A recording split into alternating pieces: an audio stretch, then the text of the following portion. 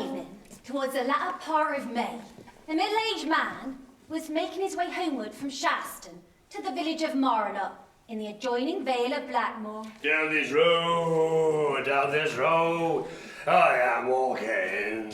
Now down this road, I'm walking along. Down the road, Good evening to thee, Parson Tringham. Good night, Sir John. Begging your pardon, sir.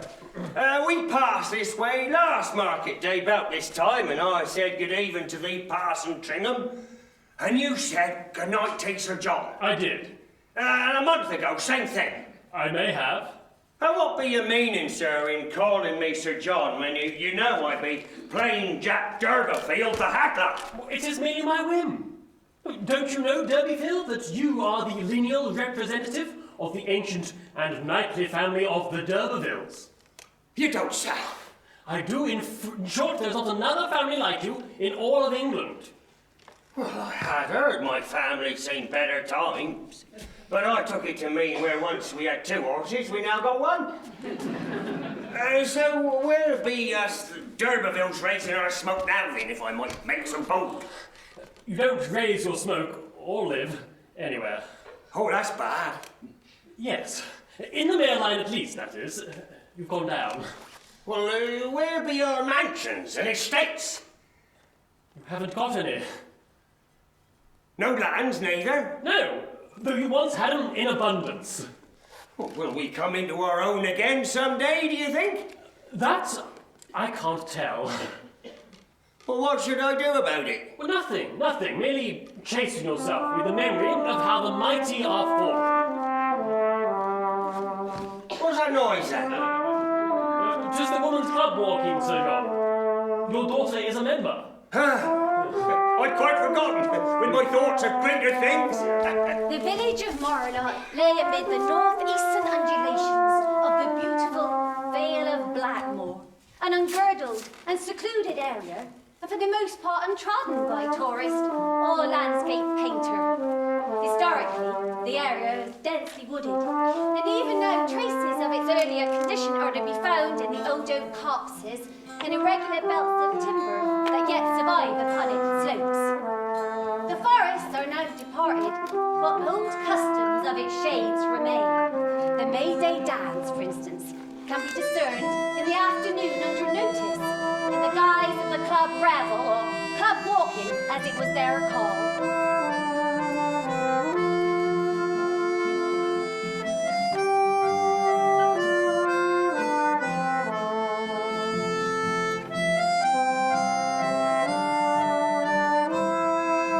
The majority of the party was made up of young maidens, their luxuriant hair reflecting in the sunshine, every shade of gold, black and brown. Or lack thereof. Some have beautiful eyes, others a beautiful nose, others a beautiful mouth and figure. Few. If any, at all. Oh, Tess D'Urberville, if it isn't my father!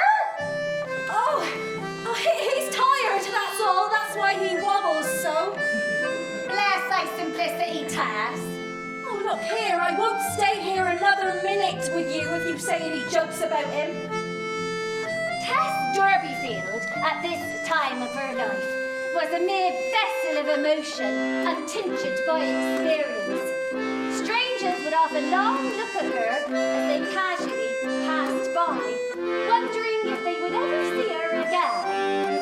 One such onlooker was a young man of superior class on a walking tour through the Vale of Blackmore.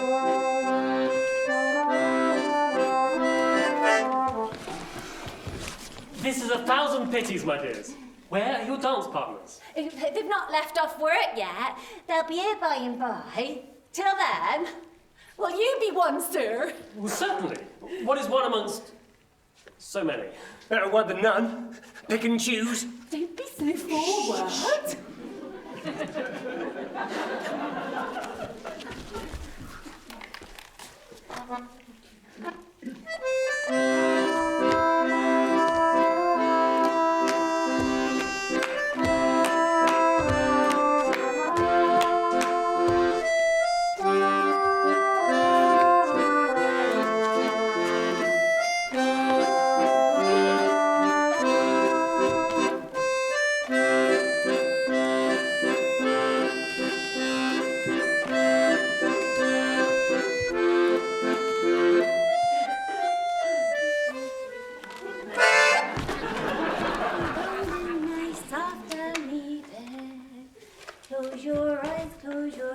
my sweet darling. Close your eyes and rest your head. For tonight you will sleep with the angels. Now alone in thy soft demi bed. I'll rock the baby for him, Mother. Oh, Tess! Oh, I'm glad you're here. I want to go and fetch your father. But more than that, I want to tell you what has happened. Since I've been away? Yes. Has it anything to do with Father making such a mummet of himself this afternoon? I felt inclined to sink into the ground with shame. We have been found to be the greatest gentlefolk in the whole of the county, reaching back long before the time of Oliver Grumble. Don't that make your bosom plumb? 'Twas on account of that your father was gleeful, not because he'd been drinking as people suppose. I'm glad of that. Will it do us any good, Mother? Oh, yes. It is thought it will do us a great deal of good. No doubt a malpasser folk of our own rank will be coming down from their carriages once 'tis known. Where is Father? Oh, he had to go to Shaston today to the doctor's, yes. It is not consumption at all, no. He's got fat around his heart. The doctor said he may last for 10 years, or he may go in 10 months or 10 days. Oh, where is Father?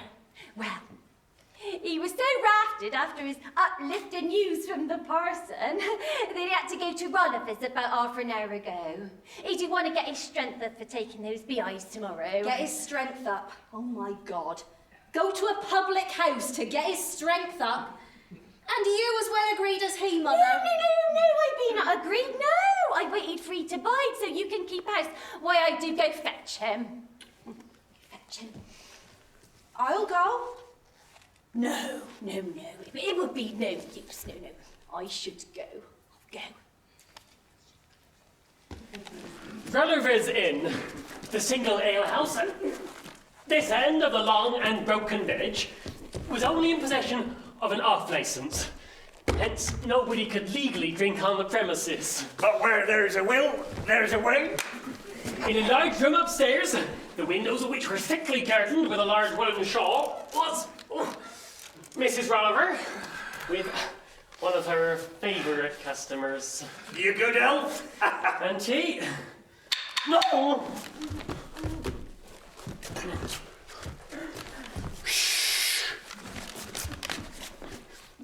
Being but a few persons I've asked over to keep up club walking at my own expense. Oh, Mrs. Durbeyfield. Lord, how you frightened me. I thought you were one of them gaffers from the government. Oh, he told you what's happened, I suppose? Yes, in a way. I don't suppose there's any money hanging by it. We got great family vaults in Kingsbere, and the finest skeletons in any man in Wessex. Ah, that's the secret!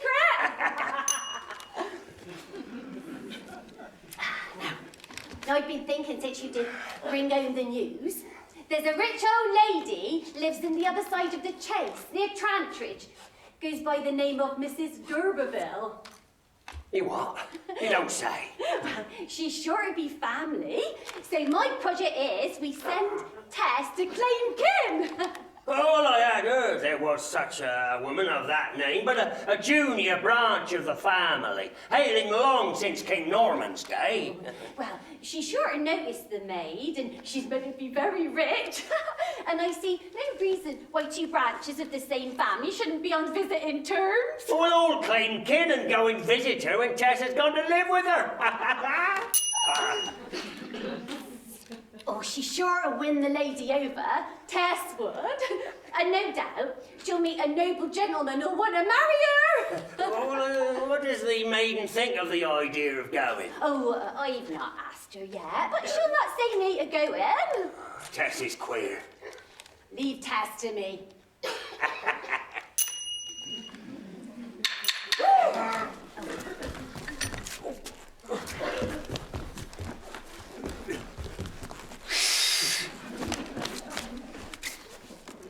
Being but a few persons I've asked over at my own expense. Oh, Tess. No noise if it please you, my dears. We got great family vaults in Kingsbere. I'm afraid Father won't be able to take the journey with the beehives tomorrow so early. Nonsense, I'll be right in an hour or two. I am a knight Off the road. Well, somebody's gotta go. If we leave taking those BIs till next week's market, they'll be beyond their call. I think I could go if little Abraham could come with me to keep me company.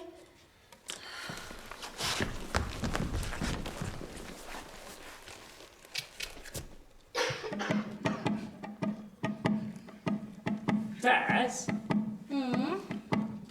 Are you glad that we're going to be gentlefolk? Not particular glad. But you be glad that you're going to marry a gentleman.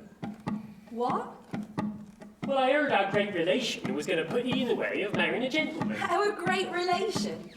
We have no such relation. What's put that into your head? Well, Mother said that if you was to claim kin with the lady at Trantridge, that she'd help you to marry a gentleman.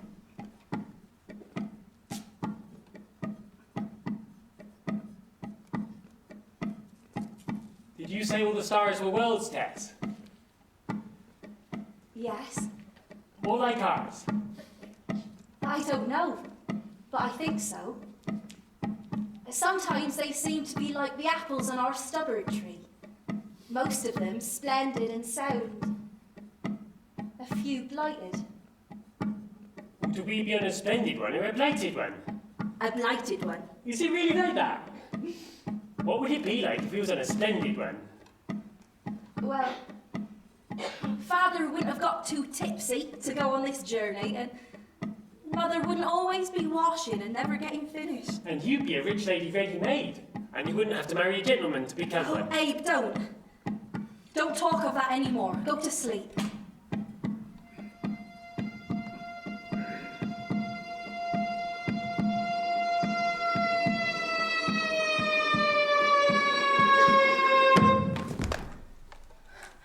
Tess awoke to find that the wagon had stopped. A hollow groan, unlike anything she'd heard in her life, came from the front, followed by... Hi there. Your horse is done for, I'm afraid, missy. Oh, Prince, oh no. Well, you were driving on the wrong side of the road and your lantern wasn't lit. I'm obliged to go on with the mail, but I'll send help as soon as I can. It's a sad business. It's all my fault, all mine. No excuse for me, none. What will Mother and Father live on now? Abe, we cannot go on with our load. Prince is killed. Is it because we be on a blighted star and not a splendid one? No, I won't sell the old horse's body. When us D'Urbervilles were knights of the realm, we didn't sell our chargers for cats, mate. He worked harder in digging that grave than he'd worked for us for months in growing crops. I did. Well, we must take the ups with the downs. Now, Tess, there is a rich old lady by the name of Mrs. D'Urberville. She lives on the other side of the chase. Now, she must be family. So you must go there and claim kin and ask for help in our trouble. Oh, I shouldn't care to do that. 'Twould be enough for us if she were friendly, not to expect her to give us anything. I'd rather try to find work. D'Urberville, you must settle this. She'll go if you say she ought to. I don't like my family making themselves beholden to strange kin. We're the noblest branch of the family. Well, as I killed the old horse, Mother, I suppose I ought to do something. I don't mind going and seeing her, but don't think about her making a match for me. It is silly. Who said I had such a thought? Tess just did. I fancy it is in your mind, Mother. But I'll go. Rising early next morning, Tess took advantage of a van which went eastward from Shaston to Trantridge, the parish where the vague and mysterious Mrs. D'Urberville had her residence. Her route on that memorable morning lay amid the northeastern undulations of the vale in which she'd been born, and in which her life had unfolded. The Vale of Blackmoor had been to her the world, and its inhabitants the graces thereof. From the stiles and gates of Marlock, she looked down its length, and what had been mystery to her then was not much less a mystery to her now. She alighted from the van at Trantridge Cross, on the borders of which, as she had been informed, Mrs. d'Urberville's seat would be found. The D'Urbervilles? Or Stoke d'Urbervilles, as they had been formerly known. Were a somewhat unusual family to find in such an old-fashioned part of the country. Parson Tringham had spoken truly when he said that John Durbeyfield was the only real representative of the family. For the Stoke d'Urbervilles were no more d'Urbervilles of the true tree than the parson was himself. Old Simon Stoke A wealthy merchant, Money lender, some said. latterly deceased. had bought and annexed the name to his own in an attempt to suggest aristocratic undertones, to be enjoyed by his offspring in their dealings and marriages. Of course, Tess and her family knew nothing of this. Well, hello, my beauty. What can I do for you? I'm Mr. d'Urberville. Are you here to see me or my mother? I came to see your mother, sir. Well, you cannot see her. She's an invalid. Cannot I answer your purpose? What is the business you wish to see her about? It is not business, it is... I can hardly say what. Pleasure. Oh, no. Why, sir, if I tell you, it'll seem... I fear it is so very foolish, I cannot tell you. Well, never mind. I like foolish things. Try again, my dear. Well, Mother asked me to come. And indeed, I was in the mind to do so myself likewise. But I did not think it would be like this. I came, sir, to tell you that we are of the same family as you. Poor relations. Yes. Stokes? No. Durbeyfields. I mean d'Urbervilles. Our names are worn away to Durbeyfield, but we have proof that we are d'Urbervilles. We have an old silver spoon marked with a castle. Oh, but it is so worn that Mother uses it to stir the pea soup. Well, a castle argent is certainly my family crest. So Mother said we ought to make ourselves beknown to you, as we have lost our horse by a bad accident and are the oldest branch of the family. Well, that is very kind of your mother, I'm sure. I, for one, do not regret her step. So, my pretty girl, you've come here on a friendly visit to us as relations. I suppose I have. Well, there's no harm in it. Where are you from? What are you?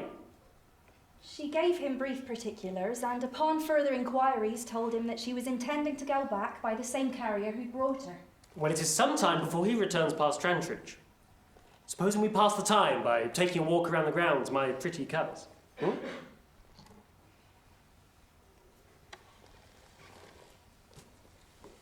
Do you like strawberries? Oh yes, when they come. They're already here. Oh, no, I would rather take it in my own hand. Nonsense.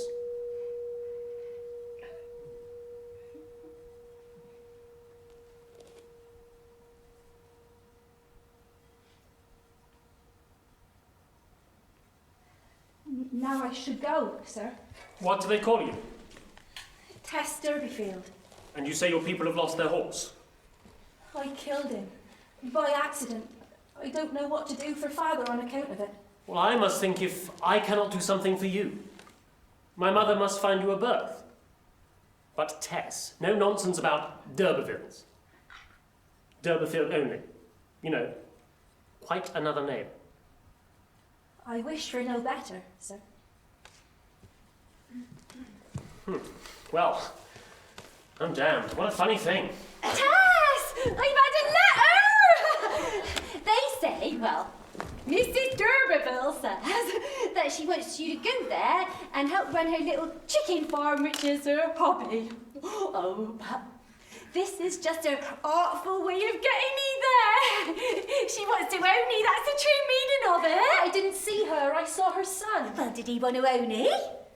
Well, he called me cuz. He called you cuz? He called her cuz? Jackie! He called her cuz? Well, he must have told his mother, and that's why she didn't want he there. I don't know that I'm apt at tending fowls. Well, if you're not apt, I don't know who is. You were born and brought up in the business. Besides, it's just their way of getting you there, giving you something to do so you don't feel beholden. I would rather stay here with Father and you. But why? I don't quite know why, Mother. I don't know how to tell you why. Oh, I don't like my children going away from me. As the oldest branch of the family, they should come to us. Sweet, brave Sir John.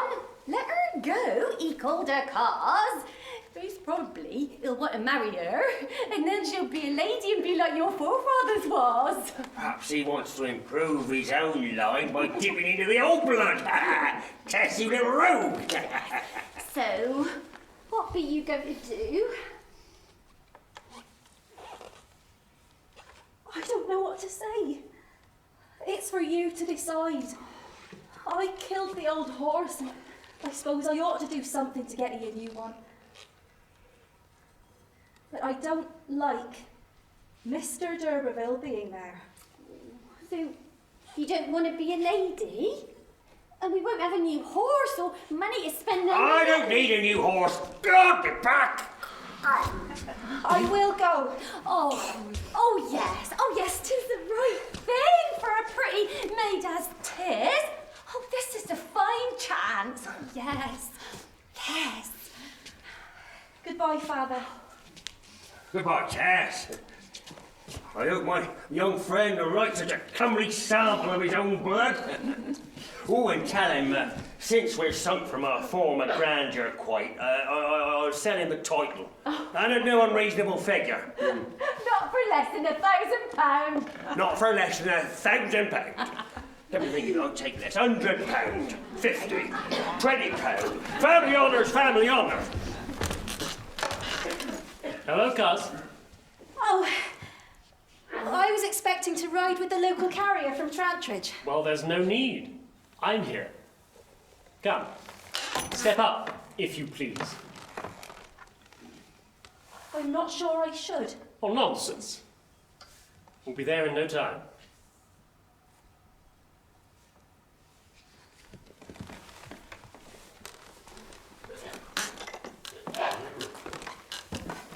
Yeah. Alec d'Urberville drove rapidly along the crest of the hill until he reached the verge of an incline, down which the road stretched for nearly a mile. Whoa! You will go down slow, sir, I suppose. Oh, Tess! It isn't a brave bouncing girl like you who asked that. I always go down in full gallop. Well, there's nothing like it for raising the spirits. Perhaps you need not now. Well, there's not just me to be reckoned with. Tib, my mare, must also be considered. And she has a very queer temper. Oh, don't try to frighten me, sir. Oh, I don't. If any living man can manage her, I can. I won't say any living man can manage her, but if such has the power, I am he. She killed a chap once, you know. Now! Not round my arm, round my waist! Whoa! You needn't let go so thanklessly the moment you feel yourself out of danger. Now then, again. Oh, no, have more sense, do, please. Well, when people find themselves at the highest point in the county, they must get down somehow. Ah! Round my waist again, my beauty. Never. If you let me put one little kiss on those Holmberry lips, Tess, I'll stop. Upon my honour. Ah! Will nothing else do? Nothing, dear Tess. I don't know. Very well. They will break both our necks. You can go back on a word like that, can you, you young witch? Ah! Very well, I'll keep still since you be so determined.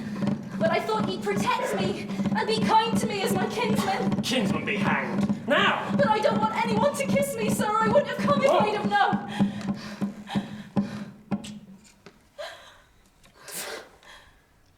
Be made sorry for that. Unless you are willing to let me do it again and not wipe it away. What is the matter? I shall walk. It is 5 or 6 miles yet to Trantry. I don't care if 'tis dozens. Why, you ungrateful! The language Alex Stoke d'Urberville used at this point cannot here be repeated. Suffice it to say, he was not best pleased with Tess, and his language reflected that. Which?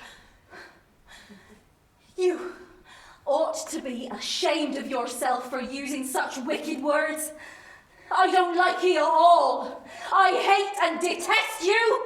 I'll go back to Mother, I will. Ha! I like you all the better. Well, come, let there be peace. I'll not do it again against your will. My life upon it. The community of fowls to which Tess had been appointed made their headquarters in a thatched cottage which had an enclosure which had once been a garden.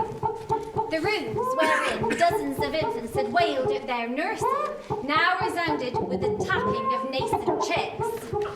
When Tess had occupied herself about an hour the next morning in altering and improving the arrangement according to her skilled ideas as a daughter of a professed poulterer, Mrs. wants to see her fowls as usual.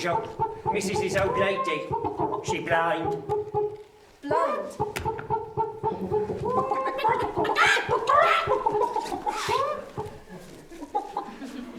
Are you the young woman that has come to look after my birds? I hope you will be kind to them. Ah, Strut. Oh, but he is not so lively as usual. Perhaps he is disturbed at having a new handler. And Fina. Oh, yes. Yes, she too. You are frightened, aren't you, my dear? But don't worry, they will get used to you. Can you whistle? Whistle, ma'am. Whistle tunes? Well, No, she can't. I would like you to whistle to my bullfinches. Because I cannot see them, I like to hear them. And it gives them airs. Elizabeth, would you show her to the cages? You must begin in the morning so that they do not feel neglected. Mr. d'Urberville whistled to them this morning, then. He? Pooh. in spite of the unpleasant initiation of the day before, Tess inclined to the freedom and novelty of her new position, and so as to improve her chances of retaining her post.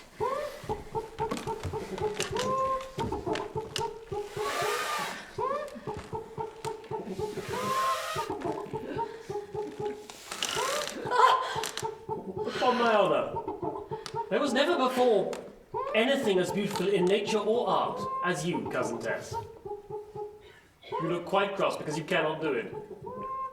Let me give you a lesson. Oh, no, you shall not. Nonsense. I don't want to touch you. You may feel quite safe.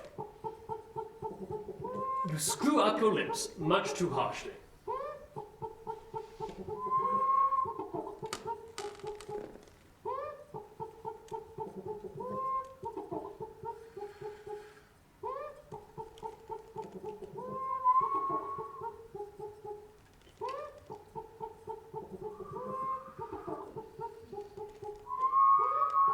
There, just so. Try again.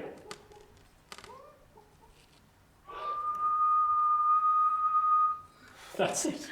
You've gone marvellously now I've showed you how. I said I would not come near you. I've kept my word. Every village has its idiosyncrasies, its constitution, often its own code of morality. The levity of some of the young women out and about Trantridge was marked by and was perhaps symptomatic of the choice spirit that ruled the slopes in that vicinity. It also had a more abiding defect. It drank hard. 1, 2, 3.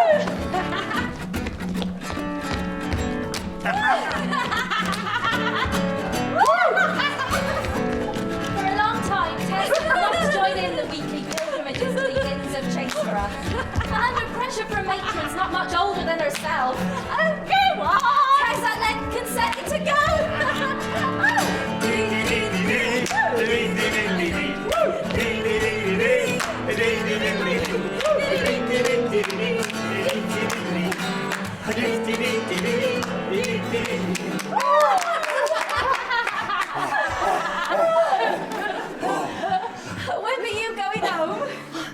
Sunday tomorrow, we can sleep it off in church. He's got some cider! Well, hello, my beauty. What are you doing here? I think they will never leave off. I do think I'll wait no longer. Well, certainly. Do not. I have a saddle horse here. Come home with me. I have said I will wait for them, and they will expect me to now. Well, very well, Miss Independence. Have it your way. It was a 10-mile walk down a dry white road, made whiter tonight by the light of the moon. What are you laughing at? You laughing at me, hussy? I couldn't really help it. I think he's so beast everything, just because he's first favourite with he right now. Well, stop a minute, lady, stop a minute. I'd be as good as two of such. Look here. Ears at ye. No, Indeed! I shall not fight. And if I'd have known you was of that sort, I wouldn't have let myself down so to come out with such a horridge as this. Go on in. What the devil is all this now? Come. I'll soon be shot to this screaming cat in a jiffy. What are you laughing at? Out of the frying pan into the fire. Neatly done, was it not, dear Tess? Yes, I'm sure I ought to be much obliged to you. Oh, and are you? Why do you always dislike my kissing you? I don't know. Perhaps because I do not love you. And I am angry with you sometimes. I half feared as much. Why haven't you told me when I've made you angry? You know very well why. I haven't often offended you by my love-making. You have sometimes. Well, how often? You know as well as I, too many times. Every time I've tried.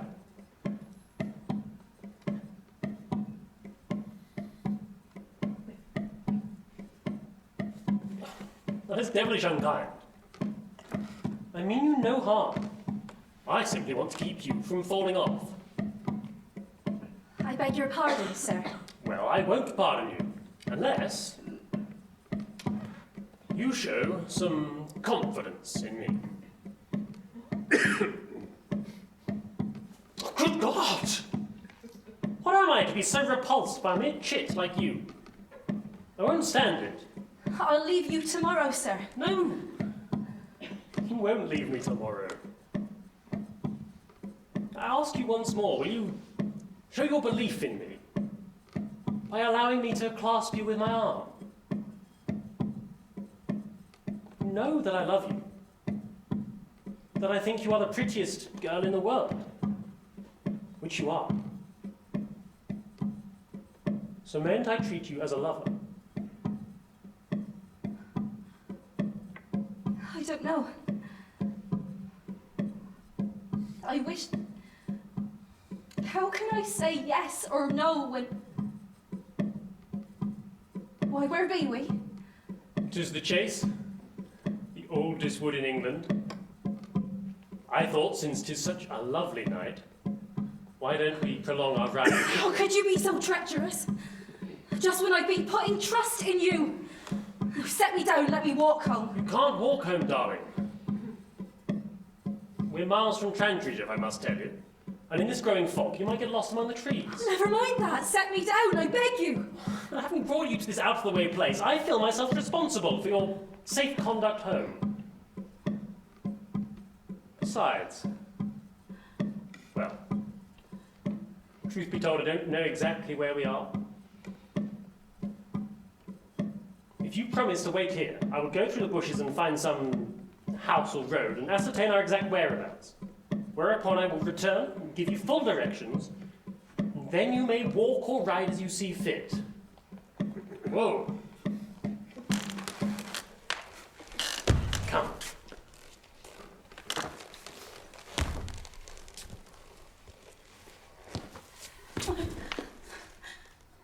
Sit down. The leaves have not got damp as yet.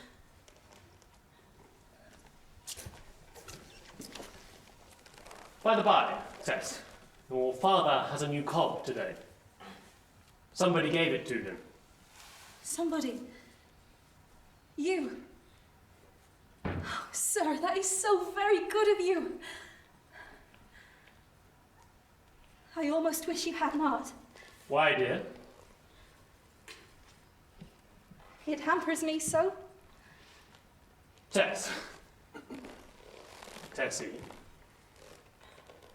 Don't you love me ever so little now? I'm grateful. But I fear I do not.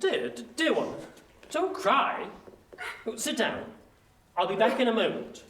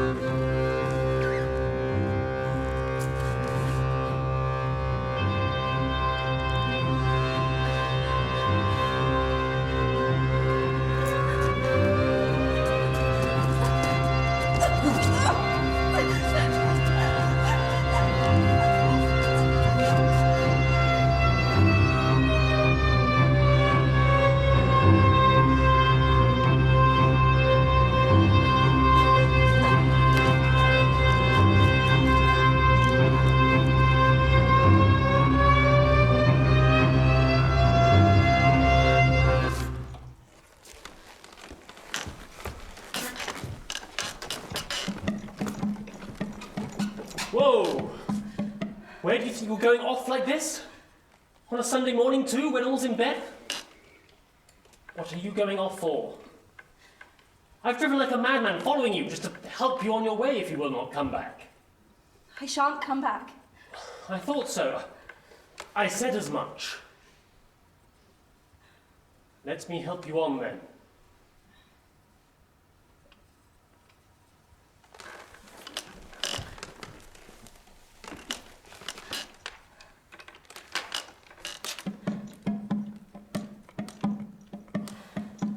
What is the matter?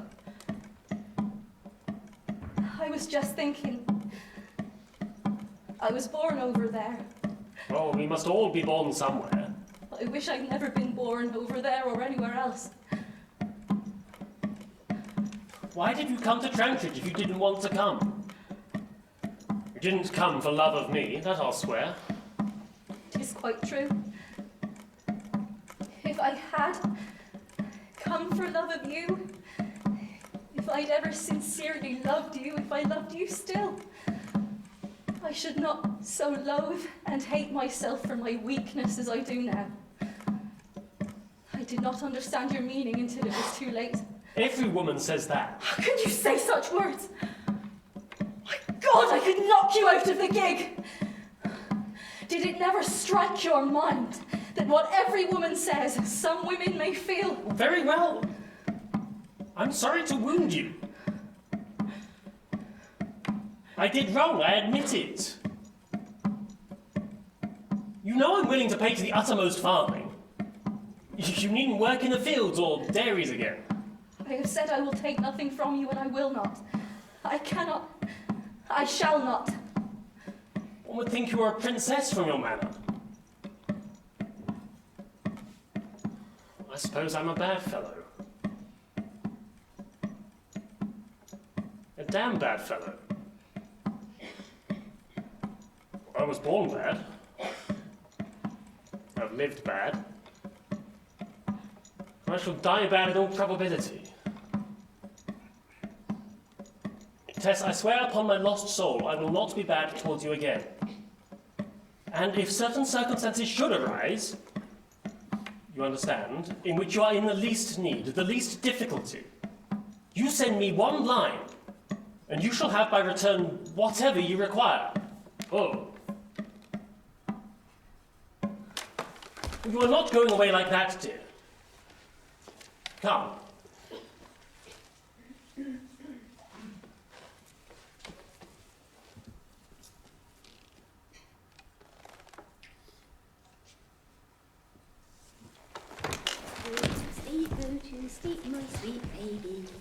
Close your eyes and rest your head. For tonight you will sleep with the angels. They're alone in thy soft downy bed. Oh, Tess! Oh, I didn't see that you were in the party. So, you come out to be married then? Oh, no, Mother, I've not come for that. For a holiday. Yes, for a holiday, for a long holiday. Oh, is your cousin not going to do the handsome thing then? He's not my cousin. And he's not going to marry me. Ah. You're not telling me everything. So Tess told her.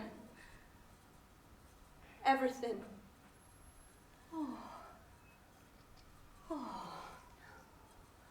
Oh, and yet you've not got him to marry you?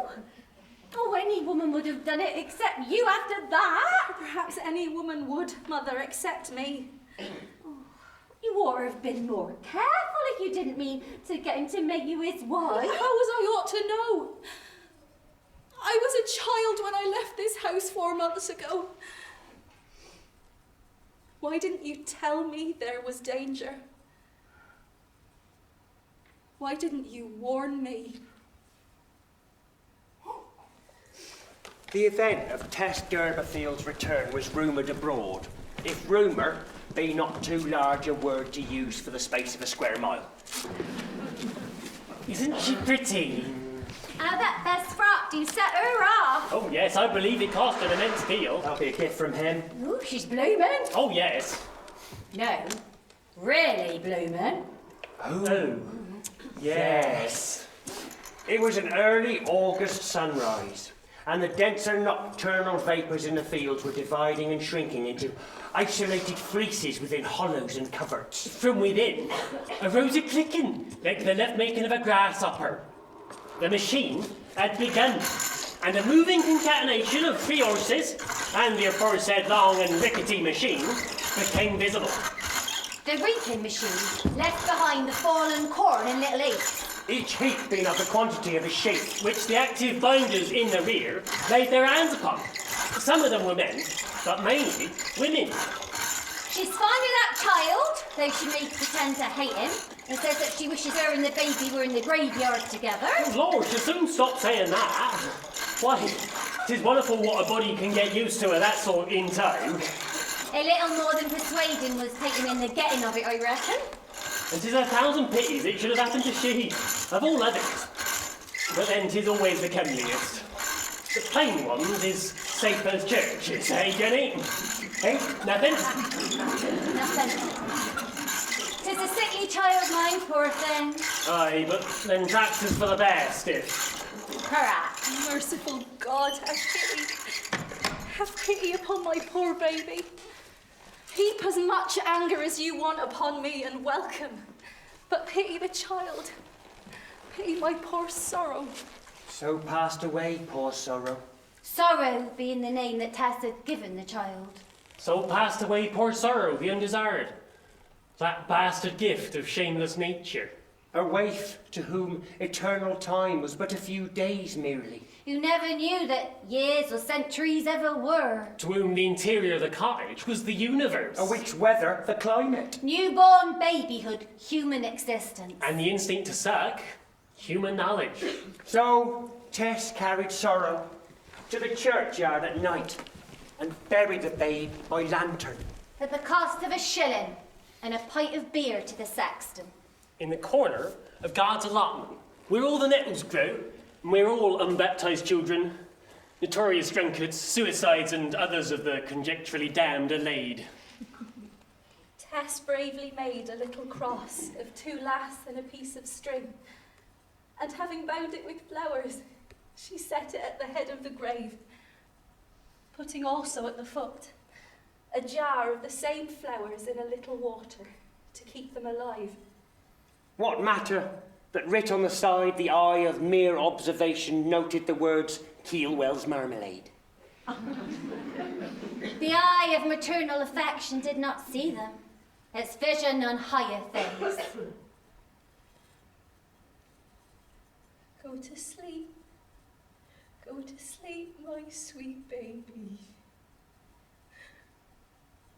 Close your eyes and rest your head.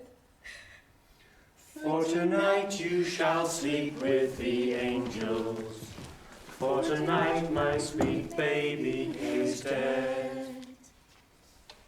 On a time-scented bird-hatching morning in May, between 2 and 3 years after her return from Trantridge, Tess left her home for the second time, to a junction of highways where she could await a carrier's van. While waiting, however, Along came a farmer in his spring cart. Morning to you. driving approximately in the direction she wished to pursue. Though he was a stranger to her, she accepted the offer of a seat beside him, ignoring that its motive was a mere tribute to her countenance. Where's a pretty little thing like you going on a day like this? He was going to Weatherbury, and by accompanying him thither, she could walk the remainder of the distance to the valley in which the dairy stood. That was the aim and end of her day's pilgrimage. Talbot Hayes.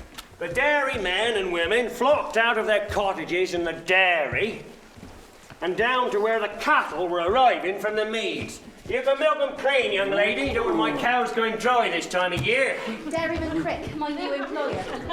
Sure you can stand it? I can stand it, sir. More than stand it, I'll begin milking now to get my hand in. Not thirsty after your long travels? I'll drink a little milk as refreshment. Drink it? Really? I haven't touched the stuff in years. Fairer than the lilies that grow by the river bright is the girl who sits beside me in a misty morning tide. Farewell, ye fair young maidens, I must leave ye all behind. For the girl who sits beside me in a misty morning tide. The milkers form quite a battalion of men and maids. The men operating on the hard-teated animals. The maids on the gentle and natured. To my mind of thinking, the cows don't give down their milk as usual today. 'Tis because there's a new hand among us. Could be, hadn't thought of that. I've heard it goes into their horns at such times. Well, as to that, I couldn't say. But as not cows do keep it back as much as horned ones, I can't quite say I agree. Oh, do you know the riddle about not cows, is he? Why do not cows give down less milk in a year than horned ones? I don't know, why do they? Because there ain't so many of them. Fairer than the lilies That grow by the river bright is the girl who sits beside me in a misty morning tide. Farewell, ye fair young maidens, I must leave ye all behind. For the girl who sits beside me in a misty morning tide. I wish singing on the stoop didn't use up so much of a man's wind. Well, take it gentle there, Mr. Clare. 'Tis knack that does it, not strength. So I find. I think I've finished her though. Though she made my fingers ache. Fairer than the lilies that grow by the river bright. Mr. Angel Clare, he that is learning milking, he don't say much to us girls. He is a parson's son, and much too taken up with his own thoughts to speak to us. Angel Clare was the youngest son of a poor parson that lived at the other end of the county. He'd arrived at Talbot Hayes as a 6-month pupil, having gone the rounds at some other farms. His object being to acquire practical skills in the various processes of farming. For several days after Tess's arrival, he'd hardly noticed her. She talked so little, and the other maids talked so much. The babble had hardly struck him as possessing a new note. One day, however... I swear that top corridor is haunted. I daren't go up there after sundown, in case she's there. I've seen her, I have, twice. I've smelled her. I don't know about ghosts, but I do know that our souls can be made to leave our bodies while we're alive. Really? How? Well, a very easy way to feel them go is to lie on the grass at night and look straight up at some big bright star. And very soon you'll find that you're hundreds and hundreds of miles away from your body. Fairer than the lilies that grow by the river bright is the girl that sits beside me in the misty morning tide. Farewell, me failing reason. In general, the cows would milk as they presented themselves without fancy or choice. Certain cows had a certain preference for a certain pair of hands. Tess, like her compeers, soon discovered which of the cows had a preference for her style of manipulation. Dumpling, for example, had teats as large as carrots. It gave down with a readiness which made Tess's work on them a mere touch of the fingers. Gosh, you make it look so easy. The last time I tried dumpling, I couldn't squeeze a drop out of her. It is all in the touch, Mr. Clare, so I'm told. Well, show me. Why'd you draw off? Are you afraid? No, sir. Not of outdoor things. Especially when the apple blossom is falling and everything's so green. But you have indoor fears, eh? Yes, sir. What of? Couldn't quite say. The milk turning sour? No. Life in general? Yes, sir. So have I. Very often. This hobble of being alive is very serious, don't you think? It is. And now you put it that way. I'm surprised to find a young girl like you who sees it that way already. How is it that you do?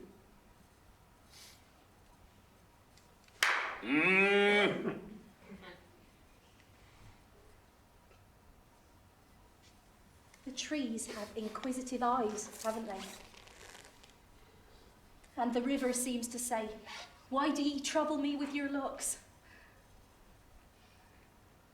And it seems that there are numbers of tomorrows all in a big line, all very fierce and cruel, as if they say, "Beware of me, I'm coming." But you, sir, can raise up dreams with your music and chase all such horrid fancies away. Angel was surprised to find a young woman who, though but a milkmaid, had just that touch of rarity about her. She was expressing in her own native phrases feelings which might almost be described as those of the age, the ache of modernism. And yet it was strange. They should have occurred to her while yet so young. Or more than strange, it was impressive, interesting. Tess, on her part, could not understand why a man of clerical family and good education, and above physical want, could look upon it as a mishap to be alive. Thus, with neither having the clue to the other's secret, they awaited new knowledge of each other with steadily growing interest.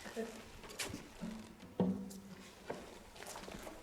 why so woebegone today? 'Tis just about my own self, a sense of what might have been.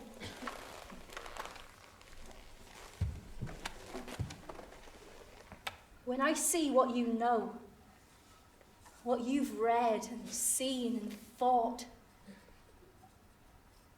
I feel what a nothing I am. Bless my soul. Don't trouble yourself over that. I should be only too glad to help you to anything in the way of history or any line of reading you'd like to take up.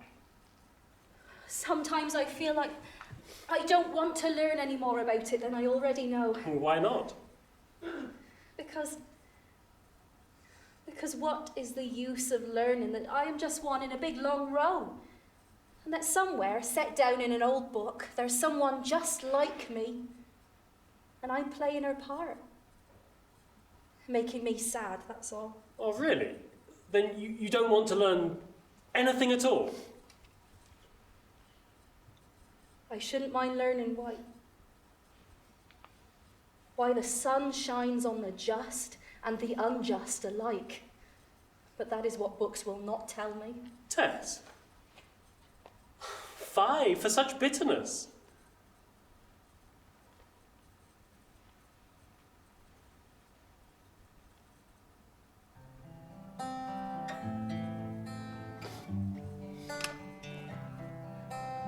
Fairer than the lilies that grow by the river bright is the girl that sits beside me in the misty morning tide. Farewell, you fair young maidens, I must leave you all behind. For the girl that sits beside me in the misty morning tide. In the misty morning tide. Tess, in her recent years, had never been so happy. And possibly never would be so happy again. Moreover, she and Claire stood in that debatable land between predilection and love. Where no profundities had yet been reached, no reflections set in, awkwardly inquiring. Where does this new current tend to carry me? What does it mean for my future? How does it stand against my past? They met continually. They couldn't help it. The butter's not coming! It's years since I've been to Conjuror Trendle's son's house in Egdon. Years! And he's not a patch on what his father was, but I shall have to if this sort of thing continues. Conjuror Fogg, he they call Wido, lives the other side of Casterbridge. He was very good when I was the last. Perhaps someone in the house is in love. In my younger days, they said that'd do it. Why, how warm it is today. Why, Tess, prettiest young maid in our dairy. Mustn't look so fagged at first breath of summer. Otherwise you shall be hard put for one of thee by dog days. Isn't that right, Mr. Clare? I was feeling faint. I think I'm better out of doors. Who's coming? The butter's coming! Oh, well, thank God. In these long June days, the dairymaids, and indeed all the household, went to bed at sunset or sooner, the morning work before milking being heavy at this time of full pails. Don't push! You can see as well as I. No use you being in love with him any more than I, Retty Priddle. His daughter by the cheeks and nothing. Oh, there he is again! A new eating talk is, I zid you kissing his shade. You said you're doing what? He was standing over the way tub to let off the way, and his shadow fell on the wall behind her, and she put her mouth against the wall and kissed the shade of his mouth. I zid her. Is it you? Well, there's no harm in it, and besides, if I be in love with him, so is she Retty, and so is she Marion, come to that. Oh, what a tale! Oh, there he is again. Oh, dear eyes, dear face, dear Mr. Clare. There, you've owned it. Serve you all. What's the use in pretending otherwise amongst ourselves? We needn't own it to others, though, I suppose. I'd marry him tomorrow. I'd marry him, and more. And I too. Well, we can't all marry him. Well, we shan't neither of us, which is worse still. Oh, there he is again. Oh. Why? He likes Tess D'Urberfield best of all. Oh, this is silly. You won't marry any of us. Tess, either him being a gentleman or a farmer abroad. He's more likely to ask us to go with him as a farmhand at so much a year. It was Sunday morning. The milking had been done. Tess had agreed to go with the others to Mellstock Church, which is 3 or 4 miles from the dairy. She had now been 2 months at Talbot's, and this was her first excursion. Who would have thought a river to rise so much in the months of summer? Oh, we can't go through it without going into it, or else we go the turnpike way, and that'll make us so very late. Oh, no. I do colour up so hot when we go late into church and everyone turning round. I don't cool down till we get to the that it may please these. Ooh, he's not going to church. No, I wish he was. Angel Clare, rightly or wrongly, preferred sermons in stones to sermons in churches or chapels on fine summer days. Are you trying to get to church? Yes, and we're late and I do colour up so hot. I'll carry you across the pool. Every jill of you. You can't do that. Well, nonsense. You're not too heavy. I'm not too heavy. Marry in a tent. A tent.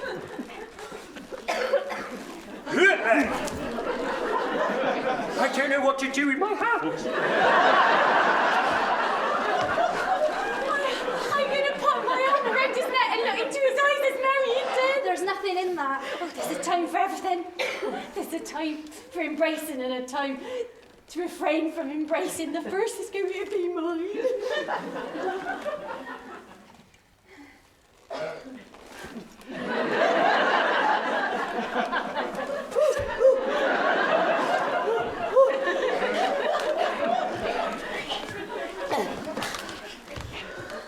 I think I can climb along the bank. I'm a better climber than they. You must be so tired, sir. No, Tess.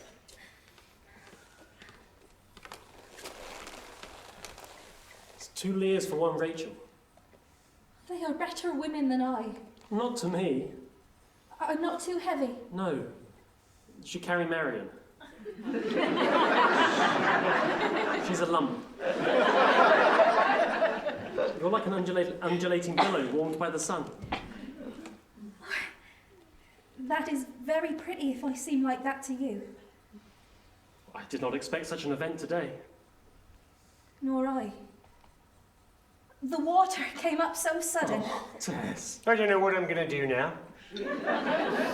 I was going to marry a dairyman in Stickleford. He's asked me twice. I'm going to top myself and be his wife now. Say something, Izzy. Oh. To confess then, I made sure today that he was going to kiss me when he did hold me. And I stayed still and I hoped and I hoped and I did not move. But he did not. Fairer than the lilies that grow by the river bright is the girl that sits beside me in the misty morning tide. Farewell, you fair young maidens, I must leave you all behind. The girl that sits beside me in the misty morning tide. Angel had studied the curves of those lips so many times that he could reproduce them mentally with ease. And now, as they confronted him again, they sent an aura over his flesh, a breeze through his nerves, which, by some mysterious physiological process, produced a prosaic sneeze. Bless you. Tess then became aware that he was observing her, but she would not show it in any change in her position. The influence which had passed into Angel like an excitation from the sky did not die down. Resolutions, reticences, prudences, fears, all fell back like defeated battalions. Oh, Tess, forgive me. I ought to have asked. I did not know what I was doing. I do not mean it as a liberty. I am sincerely devoted to you. Did I do wrong?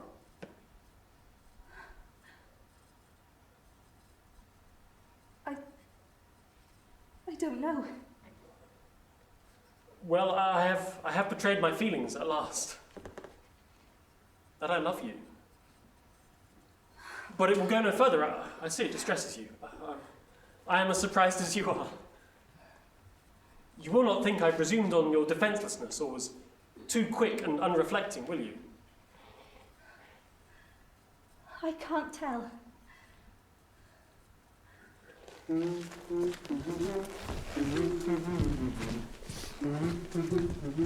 One morning, as they were milking, I haven't seen anything of Mr. Clare today. Oh, no, he's gone home to his kinfolk in Emminster for a few days.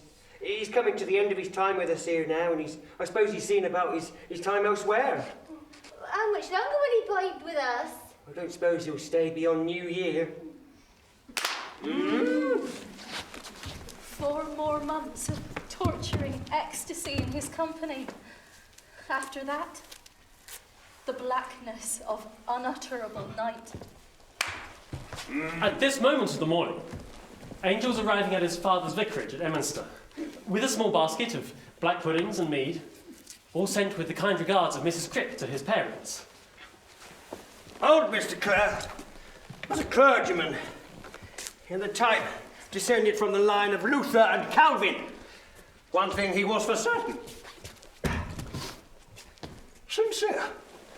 The family sat down to table, and a frugal meal of cold viands was set before them.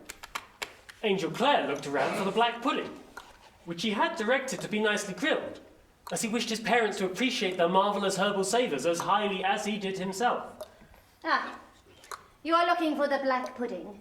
But I am sure you will not mind doing without it, as I am sure your father and I shall not, when you know the reason. I suggested to him that we give Mrs. Crick's kind present to the children of a man who cannot work at present because of an outbreak of delirium tremens. And he agreed, and so we did. Of course, said Angel cheerfully. looking around for the mead. The mead was so extremely alcoholic it was quite unfit as a beverage. However, as useful as brandy or rum in an emergency. So I have put it in the medicine closet. We never drink spirits at table, on principle.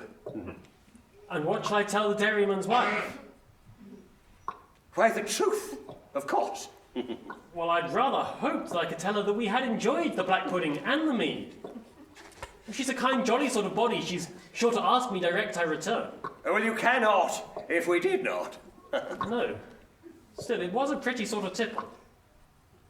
Oh, what?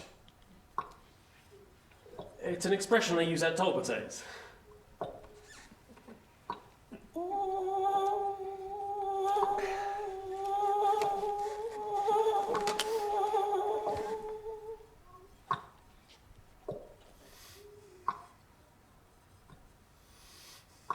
What sort of wife do you think would suit a thrifty, hard-working farmer? Why, a truly Christian woman who will help and comfort you in your goings out and your comings in. Do you not think she'll primarily be able to milk cows, churn butter, make immense cheeses? Direct farm labourers in an emergency? Estimate the value of sheep and calves? A farmer's wife, yes, yes. That would be desirable. And I was going to add that you will not find a more truly and saintly woman, indeed not to your mother's mind, or indeed my own, than your good friend Mercy Chant, whom you once showed an interest in. True, she was recently discovered decorating the communion table, altar, as I was shocked to hear her call it, with flowers and things. But her father assures me that it was a mere girlish outbreak which can be cured. Yes, Mercy is good and devout. But father, would not a woman who is as pure and virtuous as Miss Chant, but who understands the duties of farm life, would she not be better suited to me? Indeed, fate, or providence, has thrown in my way a woman who possesses every qualification to be the helpmate of an agriculturist. Well, and she's a regular churchgoer, of simple faith, honest-hearted, open, receptive, intelligent, chaste as a vestal, and in personal appearance, exceptionally beautiful. Is she of a family you would care to marry into? A lady, in short? She's not what in common parlance is called a lady.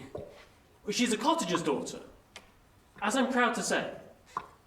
She is in feeling and nature everything a lady ought to be. Mercy Chant is from a very good family. Yes, father, but what use will family be to the wife of a man who has to rough it, as I have, and shall have to do? Mercy's accomplished. Accomplishments have their charms. And what use will external accomplishments be in the life I'm going to lead, mother? The woman I want to marry lives what paper poets only write. And as a committed Christian is perhaps indeed of the tribe, species and genus you wish to propagate. Now you're mocking, ain't you? Yes, mother. I beg pardon. But as she really does go to church every Sunday, I feel sure you ought to overlook such social shortcomings for the sake of that quality, and feel sure that I could do no worse than choose her.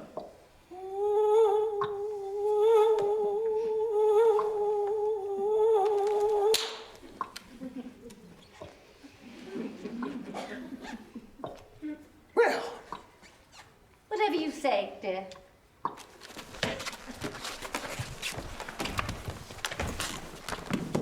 An uphill and downhill ride of nearly 20 odd miles brought Angel Clare at last to the outskirts of Talbot's. He was now so familiar with the spot that he could name the individual cows as he saw them dotted about the meads. Whoa! It was with a sense of luxury that he recognised his own power of seeing life here from the inner side in a way which had not long since been quite foreign to him.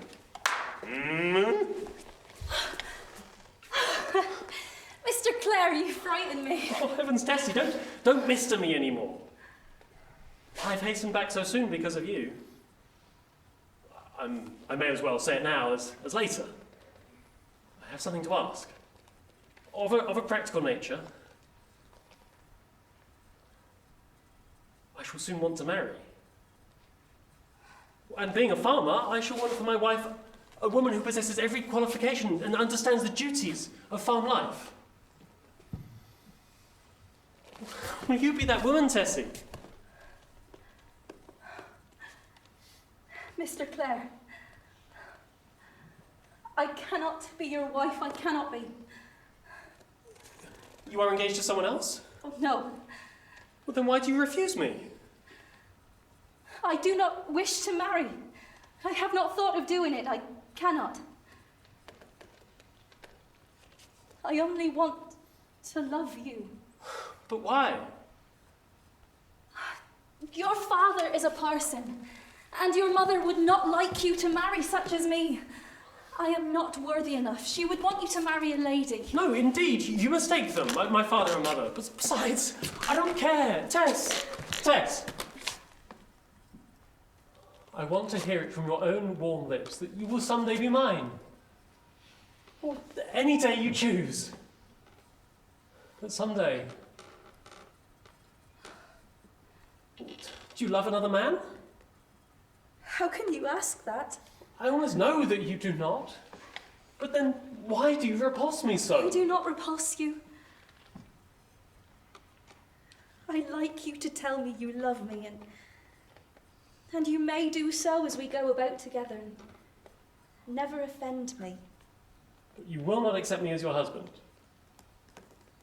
But that is different. It is for your sake, believe me. You will make me happy. You think that, but you don't know. Why doesn't someone tell him about me? It was only 40 miles away. Somebody must know. But nobody seemed to know. Nobody told him. Fairer than the lilies that grow by the river bright, the girl who sits beside me in the misty morning tide.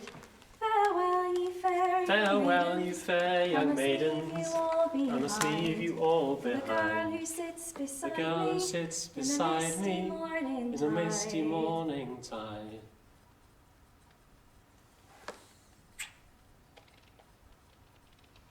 Do you know why I did that? Because you love me very much. Yes. Tess, why do you not like the idea of being my wife? When you love me, as you seem to do. I never said I didn't like the idea. And I never could say it, because it isn't true. Well, then tell me. Tell me you won't belong to anybody but me. I will. I will tell you. And I will give you a complete answer. I will tell you all about myself. All my experiences. Tell me anything. Don't use that wretched expression about not being worthy of me. I will try not. And I will give you my reasons. Tomorrow, or next week. We'll say on Sunday. Yes, on Sunday.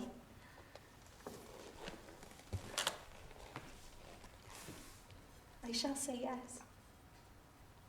I shall give way. I shall agree to marry him. I cannot help it.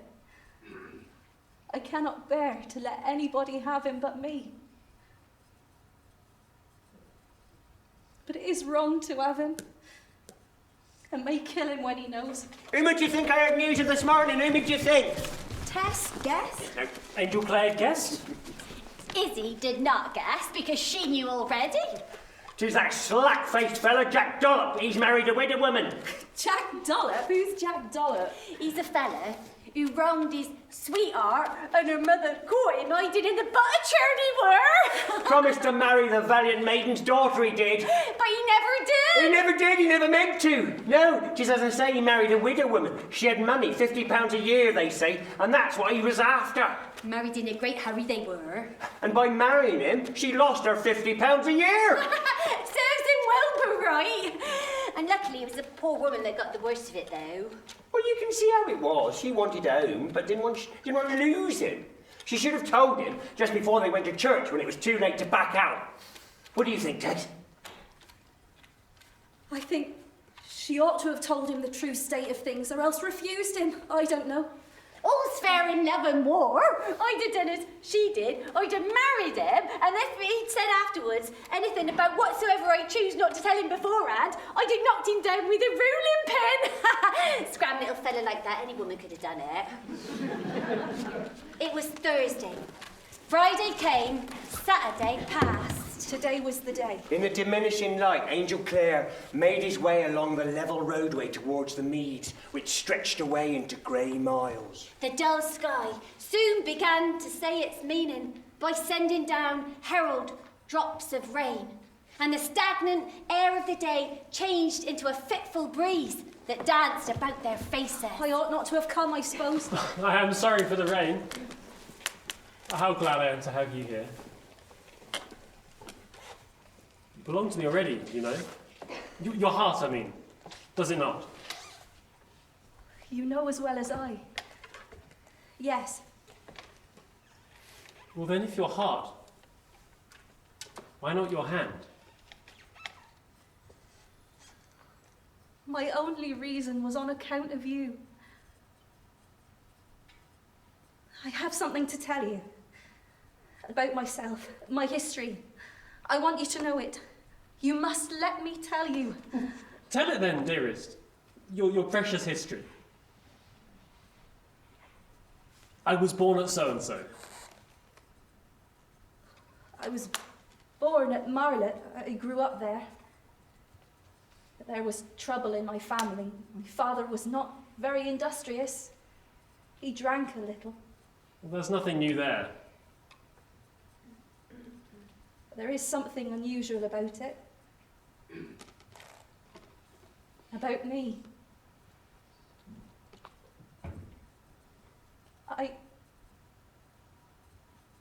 I was... Yes, dearest? I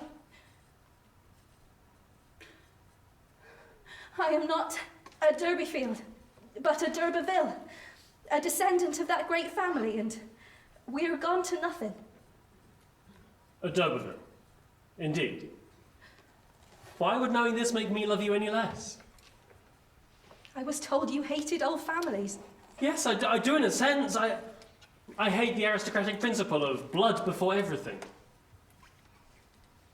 But Tess, I'm corrupted away from that by my affection for you. The secret's out now. There can no longer be any reason for you to refuse me.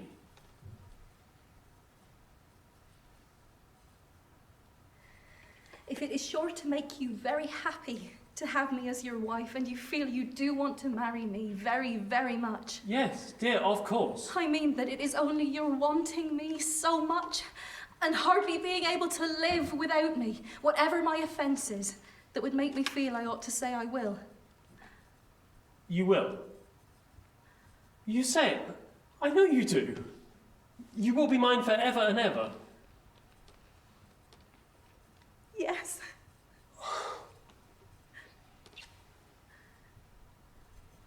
What's the matter? I have broken my vow. I said I would never marry. Do you love me? You want me to be your husband? Do you care for me? I wish you could prove it in some way. How can I prove it more than I already have done?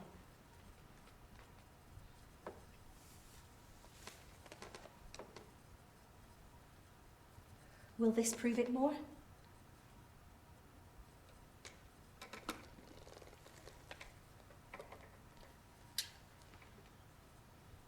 There. Now do you believe? Yes, I never really doubted. I can write to my mother. I can do that at least. Yes, of course. Where does she live? In Marlott, the other side of Blackmore Vale.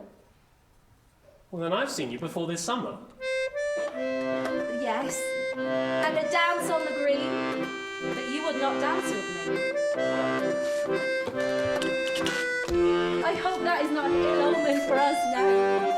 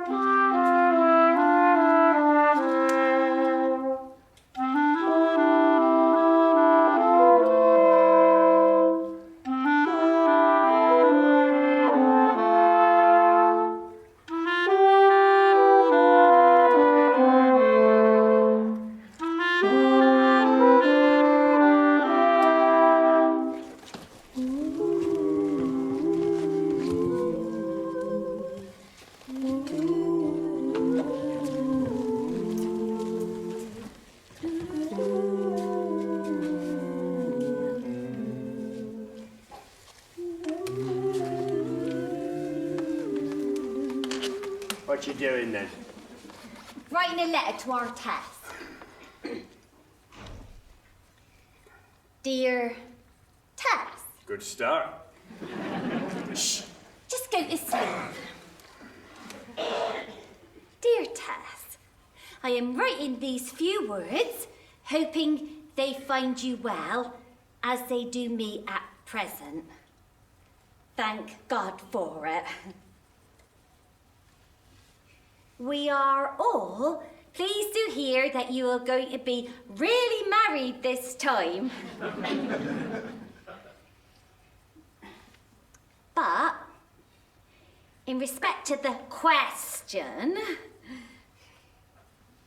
between ourselves, quite private, but very strong. On no account do you breathe a word of your bygone trouble to him. I have not told your father everything, in being so proud on account of his respectability.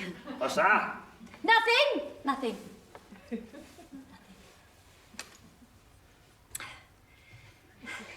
Many women have had trouble in their time, some of the highest in the land. So why should you go trumpeting yours when they don't go trumpeting theirs? Her girl would be such a fool. Especially as it was so long ago and not your fault at all. I would say the same if you asked me 50 times. I made you promise, by word and deed, never to let it out, having your welfare in my mind. I have not told your father about the question or your coming marriage, as he would blab it everywhere, the poor simple fool. Hey? Then just go back to sleep. Dear Tess, keep your spirits up, I beg of you.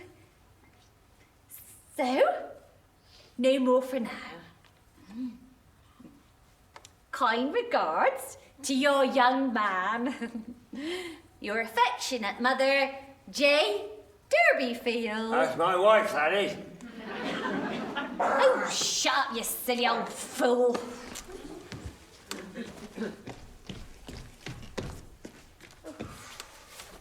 Oh,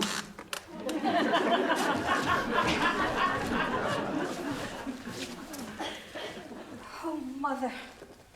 Mother. There you are. We must tell Dairyman Crick. Tell him what? That's mastitis, that is. That's mastitis. Them teats was all. Them teats was as hard as biscuits.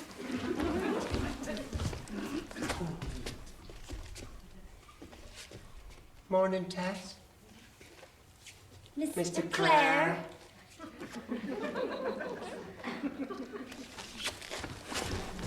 You are not ashamed to own me as yours before them. No, Tess. But what about your friends in Emminster? What if they hear about you going about like this with me, a milkmaid? The most bewitching milkmaid I've ever seen. Her affection for Angel was now the breath and life of Tess's being, irradiating her into forgetfulness of her past sorrows, keeping back the gloomy spectres of fear, moodiness, care, and shame. She walked in brightness, but in the background, the shapes of darkness were spread. Sometimes receding. Or they might be approaching, one way or the other.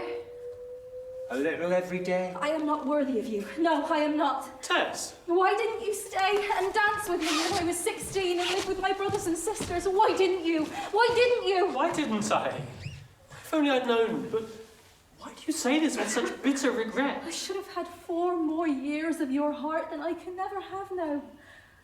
I should have had so much longer happiness.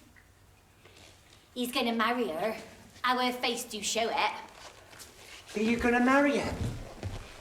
Yes. Yeah, she's gonna marry him. A gentleman. Almost more than I can think of. What are you doing that for? Because of her? Or because you know his lips have been there by now? I was just thinking of the strangeness of it all, that's all. She'd be gonna marry him. Her who do live like we. You don't dislike me for it. I don't know. I don't know. We did try to AE, but we could not. I feel the same. He ought to marry one of you. Us? You are better women than I. Us? Better than me? No. No. Tess, when you do be his wife, will you think of us? And how we did tell you that we loved him. And that we did not hate ye, although we tried to hate ye, but we could not and we do not, because you were the one he chose. And we never hoped to be chosen by him. This was the straw. It was the night before their wedding to be. Declare the past to Angel by word of mouth she could not. So she wrote on 4 pages of a note sheet a succinct narrative of those events of 3 or 4 years ago,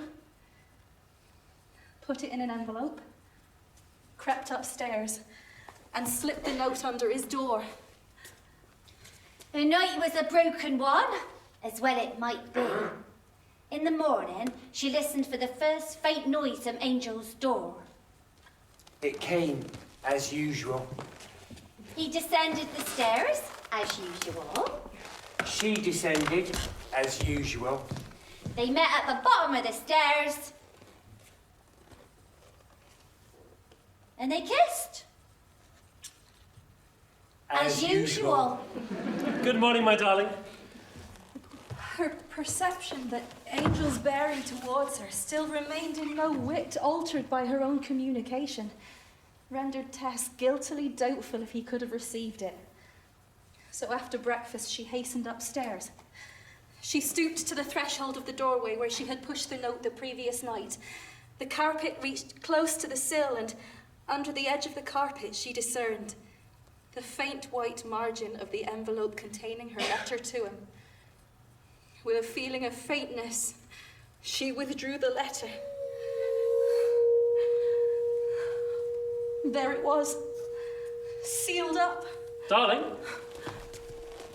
You're so pale. What is the matter? I am anxious to speak with you. I must confess all my faults and blunders. Oh, darling, you must be deemed perfect. Today, at least. We shall have plenty of time to tell of our shortcomings hereafter. Well, I shall confess mine at the same time.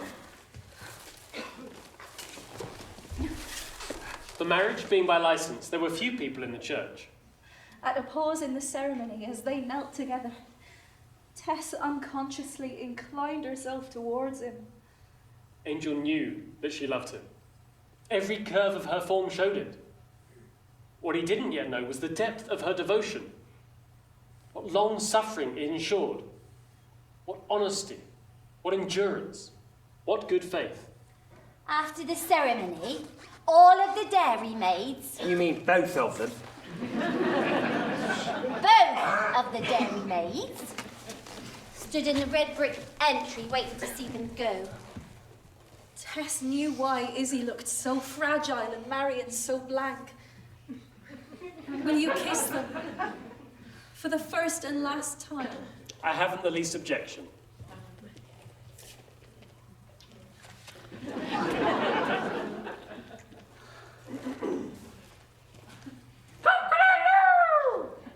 An afternoon crow? That's bad. No, it just means a change in the weather. It's not what you're thinking. That's not possible. I feel like drowning myself. I feel like getting drunk, then drowning myself. Welcome to the once ancestral mansions of, wait for it, D'Urbervilles, now a farmhouse. It feels so strange to be here with you. Oh my heavens, Tess. How beautiful you are.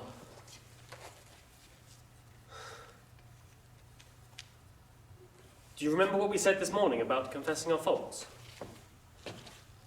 We spoke lightly, perhaps, and you may well have done so.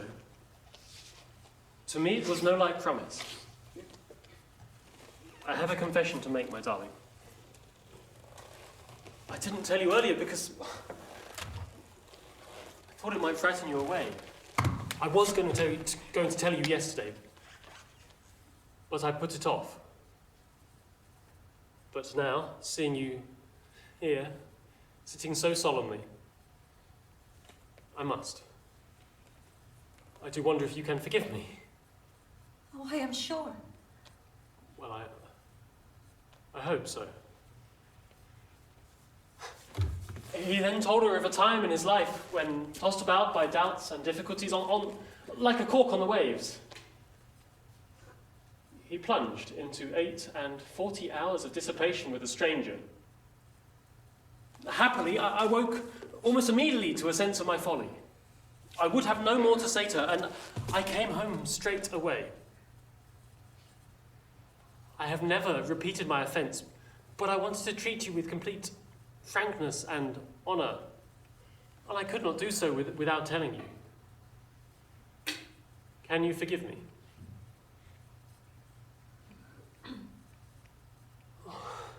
Then we shall dismiss it at once and forever, and talk of something lighter. Oh, Angel.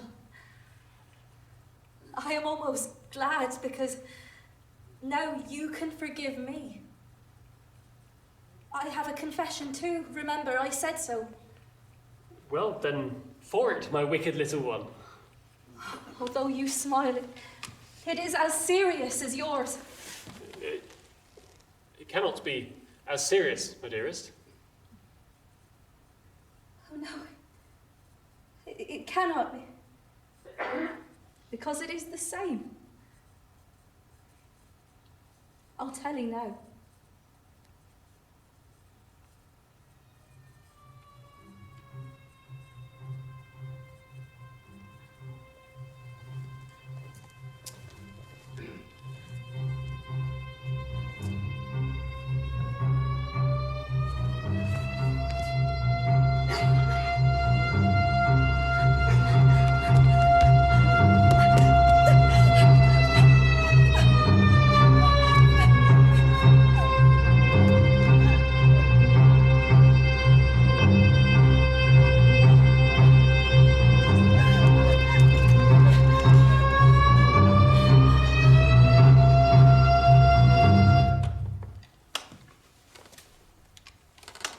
Tess, Yes, dearest. am I to believe this? From your manner, I take it as true. You cannot be out of your mind. You ought to be. Yet you are not my wife, my Tess. Nothing in you warrants such a supposition as this. I am not out of my mind. Why did you not tell me? I tried to tell you. And I hindered you, I remember. In the name of our love, forgive me. I have forgiven you the same. Forgive me, as you are forgiven. I forgive you, Angel. Yes, you do.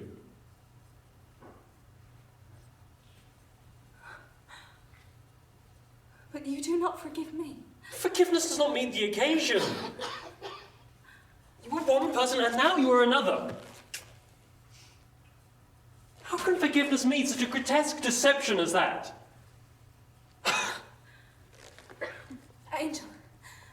Angel, what means you by that laugh? Do you know what this is to me? I have been hoping, longing, praying to make you happy. I have thought what a joy it will be to do it. What an unworthy wife I will be if I do not. That is what I have felt, Angel. Yes, I know that. I thought, Angel, that you loved me. Me. My very self. If it is I you do love, how can it be that you look and speak so? It frightens me.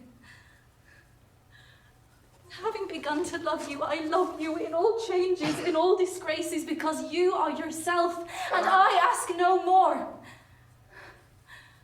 Then how can you, my own husband, stop loving me? Because I repeat, the woman I loved, and you are not the same. Sit down. Sit down.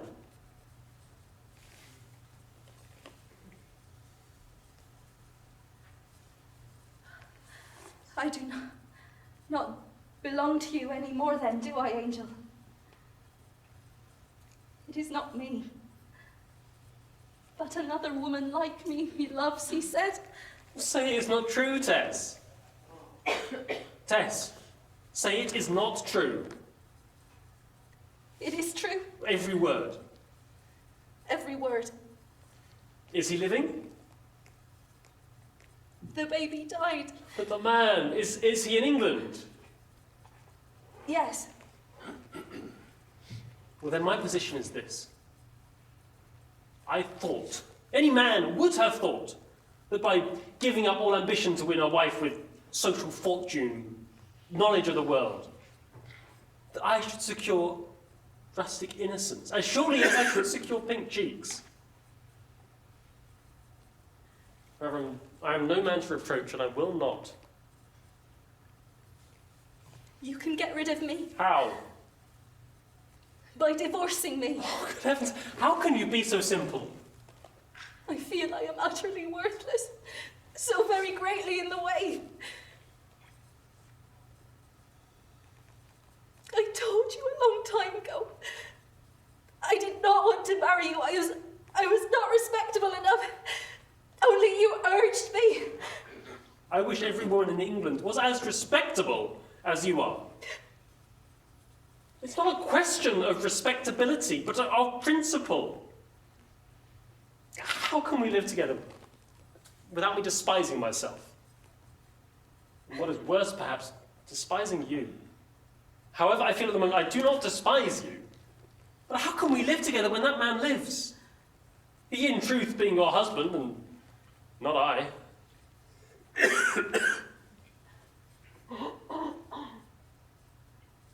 If he were dead, it might be different. Then you must go away from me. What can you do? I can go home. Are you sure? Quite sure. I can go home. We ought to part. It's best we get it past and done. Then let it be so. But let us understand that well, there is no anger between us. There is simply that which I cannot endure. I will endeavour to bring myself to endure it if I can, if If it is possible, if it is desirable, I will come to you. But it is better that you do not try to come to me first. Until you come to me, I am not to try to come to you. Just so. May I write to you? Yes, if you are ill or in want of anything. But I hope that will not be the case, that it may be I who writes to you first.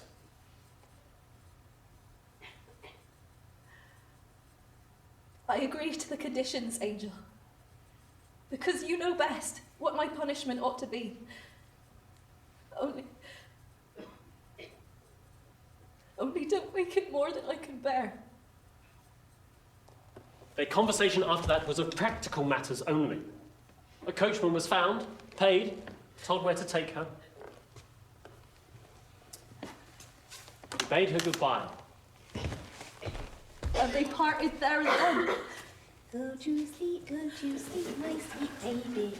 Oh, Tess, my child! Oh, so, you're really married now? You're going to be really married? No, Mother, I am married. Going to be? No, I am. Oh, where's thy husband then? He's gone away for a time. Away? Already? Well, when was you married? The day you said? Yes, Tuesday, Mother. Tuesday? What day's Saturday? And he's gone away already? Yes, he's gone. What's the meaning of this? Nature sees such husbands that you seem to get, say I. Mother. I don't know how to tell you, Mother. You said I ought not to say anything. Oh. But I did. I couldn't help it, and he went away. You little fool. You little fool! Though I say it again, you little fool! I know it. I know. But he was so good. And I felt the wickedness of trying to blind him to what happened. I could not so sin against him. But you sinned enough to marry him first. Yes. Yes, that's where my misery do lie. Oh, if you knew. I loved him. Oh. How anxious I was to have him. How wrung I was between my care for him and my wish to be fair to him. Well, what's done can't be undone. Oh, I don't know why children of my bringing forth seem to be bigger simpletons than other people's. Oh, why did you have to go and blab something like that? He needn't have found out till it was too late. Oh, what your father will say, I don't know. Oh, here he is now. A word, if I may. No. Here. You. Oh, dear. Oh, no. Well, she can make him keep her if he's married her. Yes, but she won't think of doing that. What, do you think he really have married her? Was it like the first one? We press on to more than 8 months subsequent to the parting of Angel and Tess. To the village of Flintcombe Ash. The air was dry and cold, and the long cart roads were blown white and dusty a few hours after rain. There were a few trees, or none. Those that would have grown in the hedges were mercilessly plashed down by tenant farmers, the natural enemy of tree, bush and brake. Thus, Tess arrived at the farm from whence Marion and Izzy had written to her, which she sought, despite its rumoured stringencies being the reverse of tempting. Oh, Tess! Well, Mrs. Clare, dear wife of day. Oh, but what's all this? And you're not wearing your wedding ring. Oh, I am, on a ribbon round my neck. I don't wish for people to think who I am by marriage. It would be so awkward while I live my present life. But you be the wife of a gentleman. It don't seem fair that you live like this. Well, no, it is quite fair. Though I am very unhappy. Well, you married him and you can be unhappy. Some wives are unhappy through no fault of their husbands from their own. Well, you have no faults, Tess, I'm sure of that. And he had none. So it must be something outside you both. Marion, Izzy, will you do me a good turn without asking questions? My husband is gone away, and somehow I've overrun my allowance so that I need to turn back to my old work for a time. Do not call me Mrs. Clare, but Tess, as before. Do they need a hand here? Oh, they always need one ear. But few care to come. 'Tis a star-vacant place. Corn and sweet are all they grow. And though we be here, it'd be pity such as he to come. But you are both as good dairy women as I. Oh yeah, we're out of all that since Marion took to drink. Tis my only comfort, see? Thanks. But if you do get engaged here, you'll be sweet-acking. That's what we be doing, but you won't like it. Oh, will you speak for me? Oh, you do better speaking for yourself. Very well. And remember, not a word about Mr. Clare if I get the place. I don't wish to bring his name down in the dirt. It was poor subsistence she had insured, but it could afford her shelter over winter. There was no exaggeration in Flintcamash Farm being a star-vacant place. The single fat thing on the soil was Marion herself. And she was an importation. Tis my only comfort, see? Once I started, I couldn't give it over. You see, I lost him. You didn't. You can live without him, perhaps. I'd have done anything to have him. We know. Marion, Izzy, I can't join in talk with you now as I used to about Mr. Clare because although he is gone from me at present, he is my husband. He was a wonderful lover, no doubt. Though he can't have been a very fine husband to leave you so soon. He had to go. He was obliged to go to see about some land. He might have tidied you over the winter. My parents' house was in a bad state of disrepair. The thatch needed fixing before the winter. Besides, he did not go away like some husbands without telling me. I can always find out where he is. In Christ. Nevertheless, I live. Yet not I, What's that noise? but Christ lives in me. It's a ranter. The life I what? live now in A the ranter comes in regular, is taking justified notice. by the faith of the Son of God. Foolish Galatians! Who hath bewitched you that you should not obey the truth, before whose eyes Jesus Christ hath evidently been set forth, crucified among you? Tess! Tess! It is I, Alec D'Urberville. I see it is. Well, is that all? Yet I deserve no more. You wonder why I followed you? I do rather. And I wish you had not, with all my heart. Do not mistake me.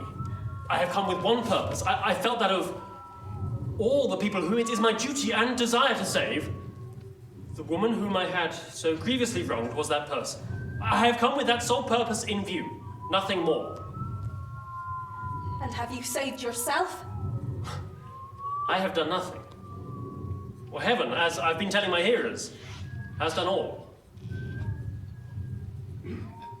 Tess, no amount of contempt can equal that which I have poured upon myself. Don't go on with it. I feel indignant with you for talking to me like this when you know what harm you've done me. And it is a fine thing, once you've had your fill, to think of securing your pleasure in heaven by becoming converted. Out upon such, I don't believe in you. I hate it. Why don't you believe? What don't you believe? Your conversion, your scheme of religion. Why not? A better man than you does not believe in such. Who is this better man? I will not tell you. I think I must leave now. You have upset me somewhat. I will go away and get strength. Tess, how is it? You speak so fluently. Who has taught you? I have learned things in my troubles. What troubles have you had? She told him of the first one, of the only one relating to him. Well, I knew nothing of this. Why did you not write to me when you first felt your trouble coming on? Do not come near me again. I will try. Tess.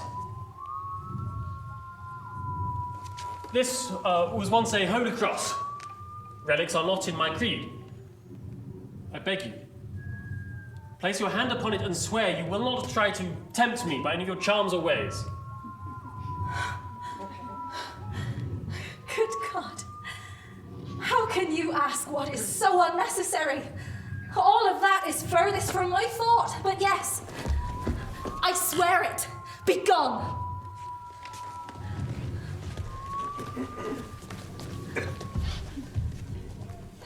What is the meaning of that old post by the path? Was it ever a holy cross? Cross? No, 'twere not a cross. 'Tis an ill omen. It was put there in old times by relations of a malefactor who was tortured there by having his hand nailed to the post and afterwards hung. They say his bones lie beneath. Oh, and they sold his soul to the devil. And they walk sometimes. Tess? Be that he? No. Tess, I want to talk to you. Is that man, sir? So you have refused my last request not to come near me. Yes, but I have a good reason. I see now things are hard for you. Harder than they were when I knew you. They are harder than you deserve. Perhaps that is partly owing to me. The whole blame was mine of that unconventional business of our time at Trantridge.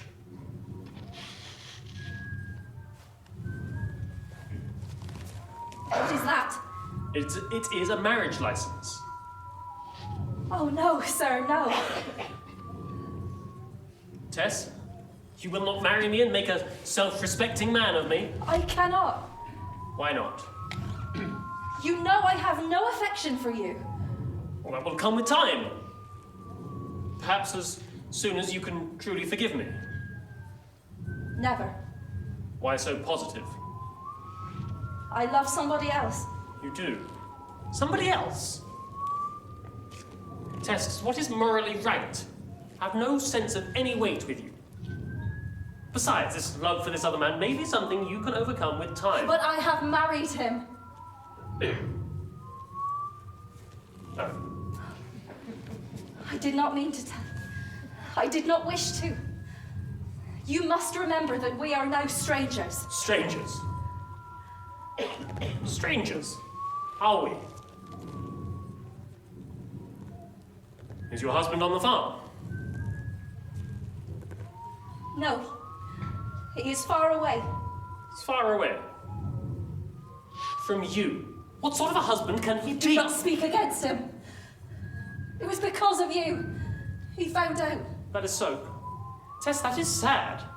Yes. No!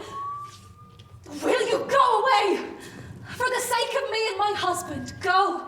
In the name of your own Christianity! Yes, I will leave. As God is my judge, I meant nothing by touching your shoulder. But I will leave you for the present.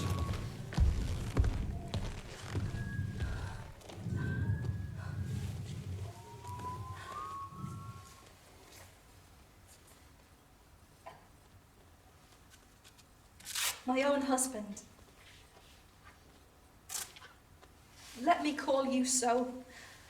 I must. Even if it makes you angry to think of such an unworthy wife as I must cry to you in my troubles. I have no one else. I I am so exposed to temptation, Angel. I fear to say who it is. I don't like to write about it at all. But I think I must die if you do not come soon, or tell me to come to you. But Angel, please, please, be only a little kind to me, even if I don't deserve it, and come back. I am desolate without you, my darling, so desolate. Have you never felt one little bit of what you used to feel when we were at the dairies? If you have, how can you keep from me? I am the same woman, Angel, as you fell in love with, yes. The very same. Why do you not see this? I am, as I say, worried. Pressed to do what I will not do. I long for only one thing. In heaven, in earth, or under the earth. To meet you, my own dear. Come back to me. Come back to me and save me from what threatens me. Your faithful, heartbroken Tess.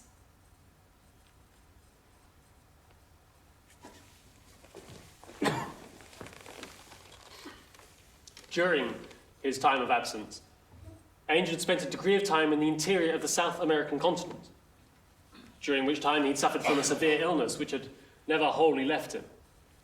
He had witnessed much abuse and deprivation, and had mentally aged by 12 or so years. What arrested him as of value in life now was less its beauty, and more its pathos. Who is the moral man? More pertinently, who is the moral woman? Can the beauty or ugliness of a person's character lie only in their achievements, but in their aims and impulses? Its true history lies not in things done, but things willed.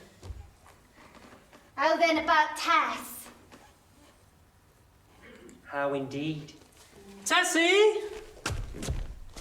Abraham! Oh, what are you doing here? Well, Mother is took very bad. The doctor says she's dying. And his father is not very well neither, and says 'tis wrong for a man of such high family to slave and drave at common labouring work. Well, we don't know what to do. I'm very tired, Tessie. You might come home. I'm thinking of writing to all the old antiquarians in this part of the country and asking them to subscribe to a fund to maintain me. And how is Mother? Bad. Tess postponed her arguments on this high project until she had grappled with the more pressing matters in hand. And after a few days, her hard work began to show its worth. However, one evening... Tessie, there's a lot of folk in the house. They're saying Mother is much better. They're saying Father is dead. So shan't we talk to Father and never know more? No, Father was only a little bit ill. Well, no, but he dropped down just now.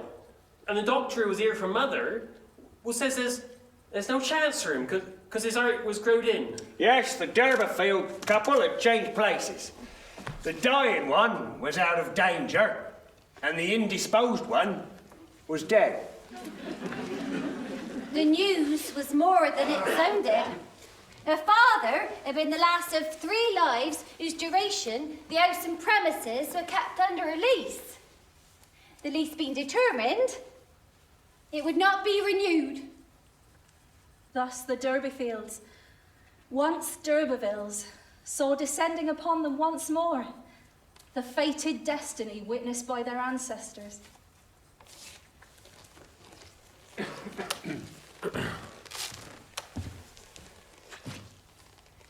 You're going away, aren't you? Why? father's was the last life on the property. Though we might have stayed as weekly tenants if it hadn't been for me. What about you? I am not a proper woman. What a blasted shame. Those miserable snobs. May their dirty souls be burnt to cinders. That's why you're going away. You've been turned out. Where are you going? Kingsbere. We have some rooms there. Your mother's family are not fit for lodging. Come to my garden house at Trantridge. It can be whitewashed in a day. Your mother can live there very comfortably. I could send the children to good schools. Really, I ought to do something for you. How would I know you would do all this? Your feelings may change and then we should be... My mother would be homeless again. No, I should guarantee against such as that. In writing, if necessary. Think it over.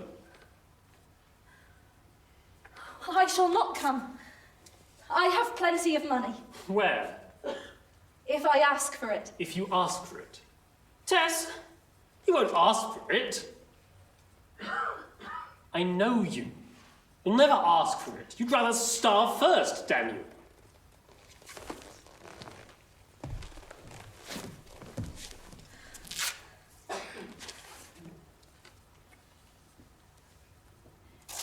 Why have you treated me so monstrously, Angel? I do not deserve it. I have thought it all over carefully, and I can never, never forgive you. You know I did not mean to wrong you. Why have you so wronged me? You are cruel. Cruel indeed. I will try to forget you. It is all injustice I have received at your hands. And you will never, never come back.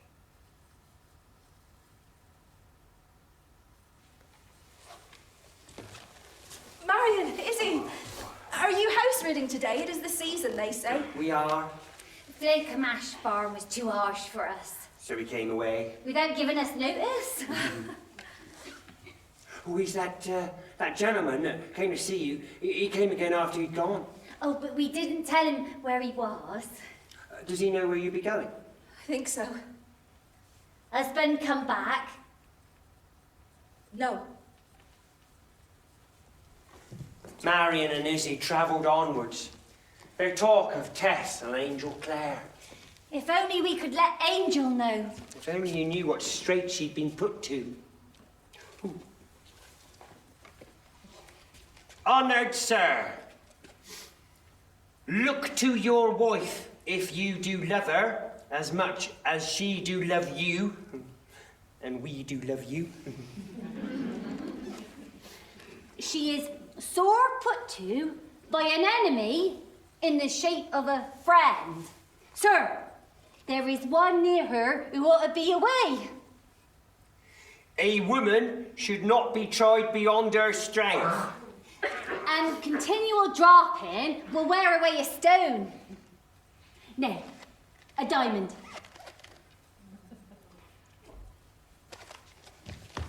From two well-wishers.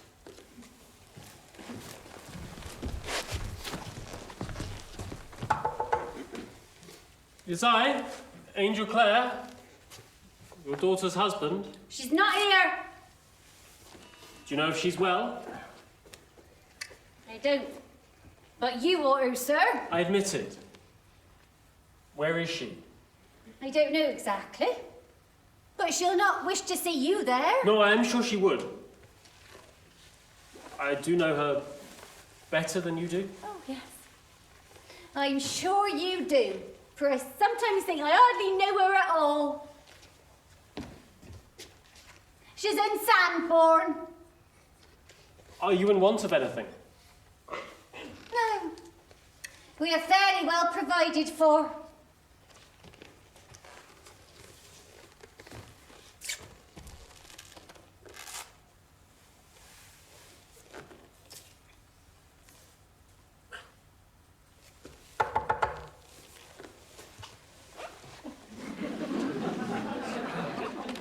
How can I help you? Is there a Mrs. Clare here? I beg your pardon? A Miss D'Urberfield? There is a Mrs. d'Urberville. Could you tell her that a relation is anxious to see her? It is very early. What name shall I give? Angel. Mr. Angel. No. Angel is my Christian name. She'll understand. Mr. Angel.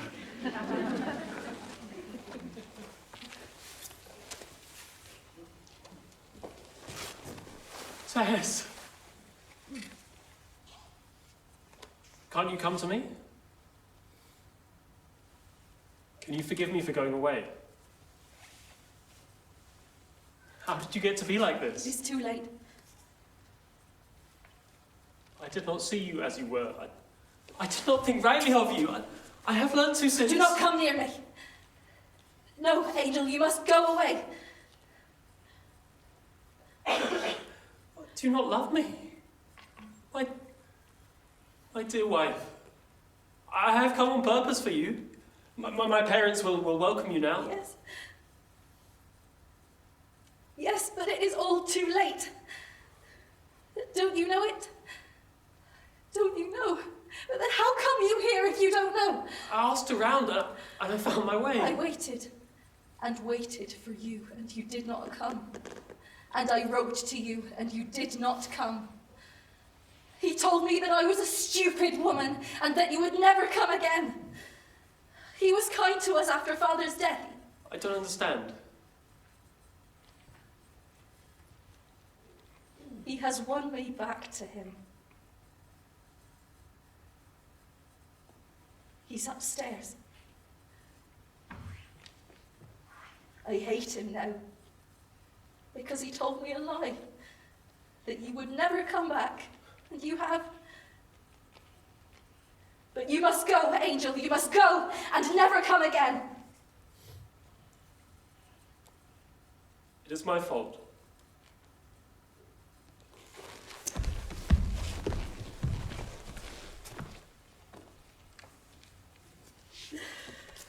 And then he came home to me, and I did not know it. And you had used your cruel persuasion upon me. You did not stop using it. No, you did not stop. You told me my husband would never come back. Never. And at last I believed you and gave way. And then he did come back.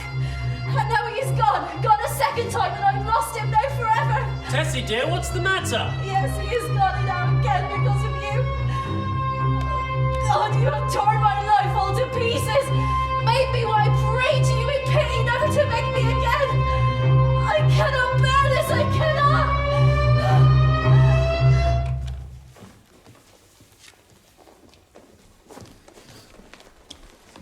Angel,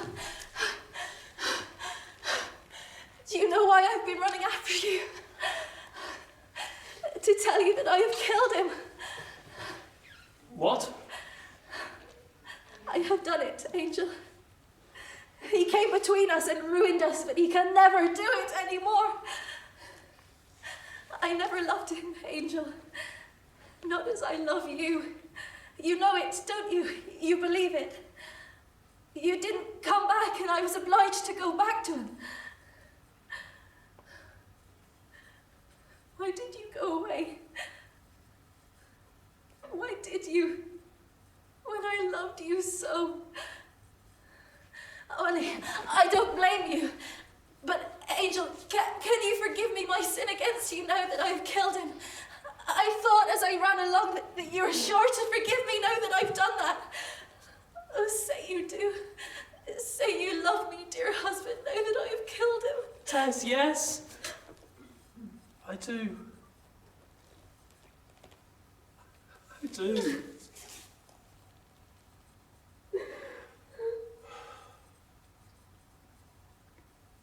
What do you mean you've killed him? I mean that I have.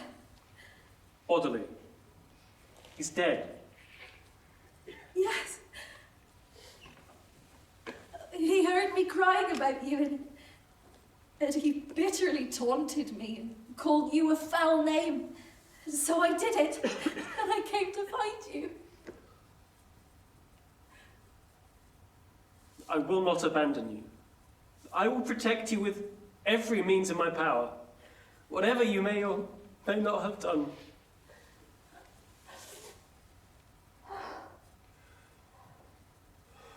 Are we going anywhere in particular? I don't know. I don't mind. I could walk forever with your arm around me. I think we should make, in general, for the interior of the country. We'll be less looked for there, and we may be forgotten. And then we can make for the north, find a port, and get away. Why, this is Bramhurst Court. It's all shut up. Look, there's grass on the drive. Some of the windows are open. Just to air the rooms, I suppose. All of those rooms empty and we without a roof to our heads. Except for the hall, all the rooms are in darkness. They ascended the stairs. Angel felt his way across a large chamber and opened the shutters to the width of 2 or 3 inches. A shaft of sunlight glanced in, showing old-fashioned furniture, crimson damask hangings, and an enormous 4-post bedstead. Rest. At last.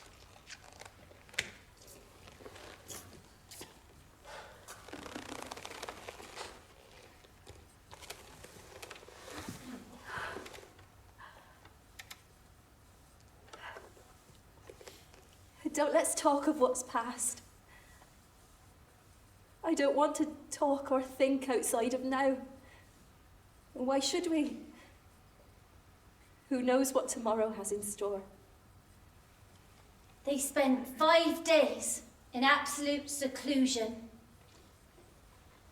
Not a sight or a sound of a human being disturbed their peacefulness, such as it was. The changes of weather, their only events.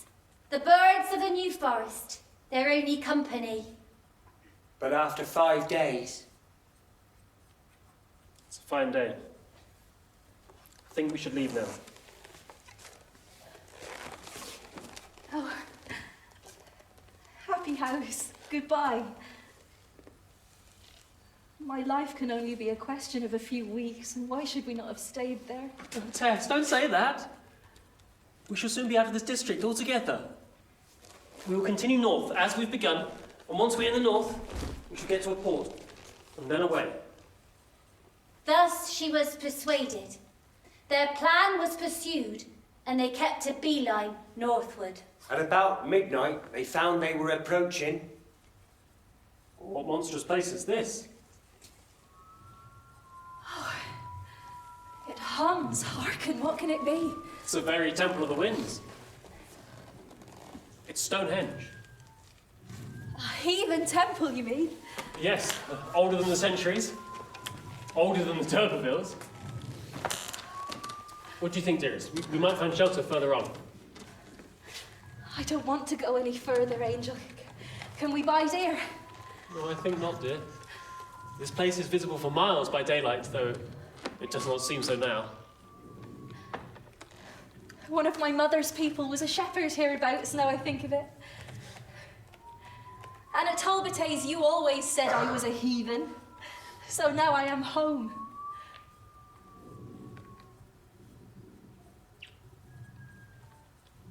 I like it very much to be here. It is so solemn and lonely after my great happiness with nothing but the sky above my face. It's as if there were no folk in the world but we two.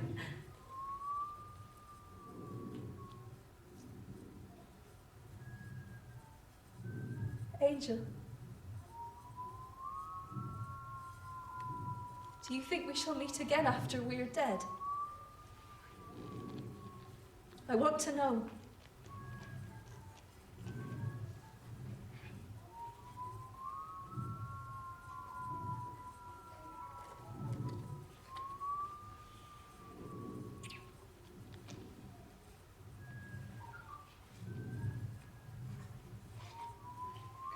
Oh, Angel. I fear that means no. And I wanted to see you again. So much. So much. What, not even we two, Angel, who love each other so well?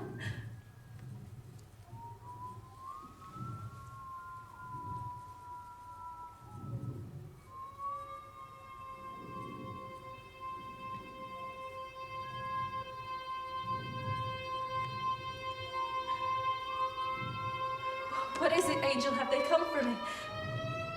Yes, dearest, they've come.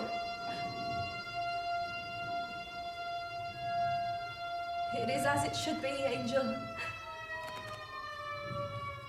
I'm almost glad. Yes, glad. This happiness could not have lasted. It was too much. I've had enough.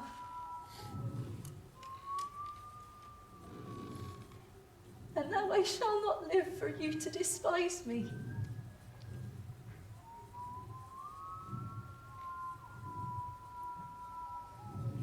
I'm ready.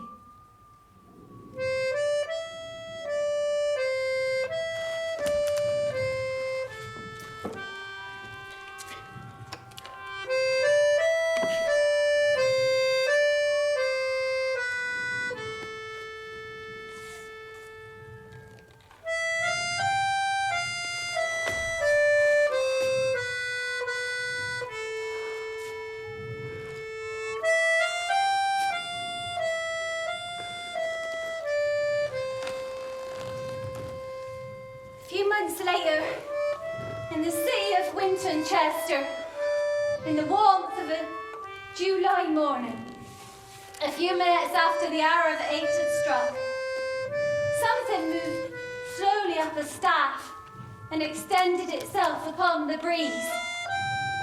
It was a black flag. Justice was done. The immortals had ended their sport with Tess, and the D'Urberville dames and knights slept on in their tombs, unknowing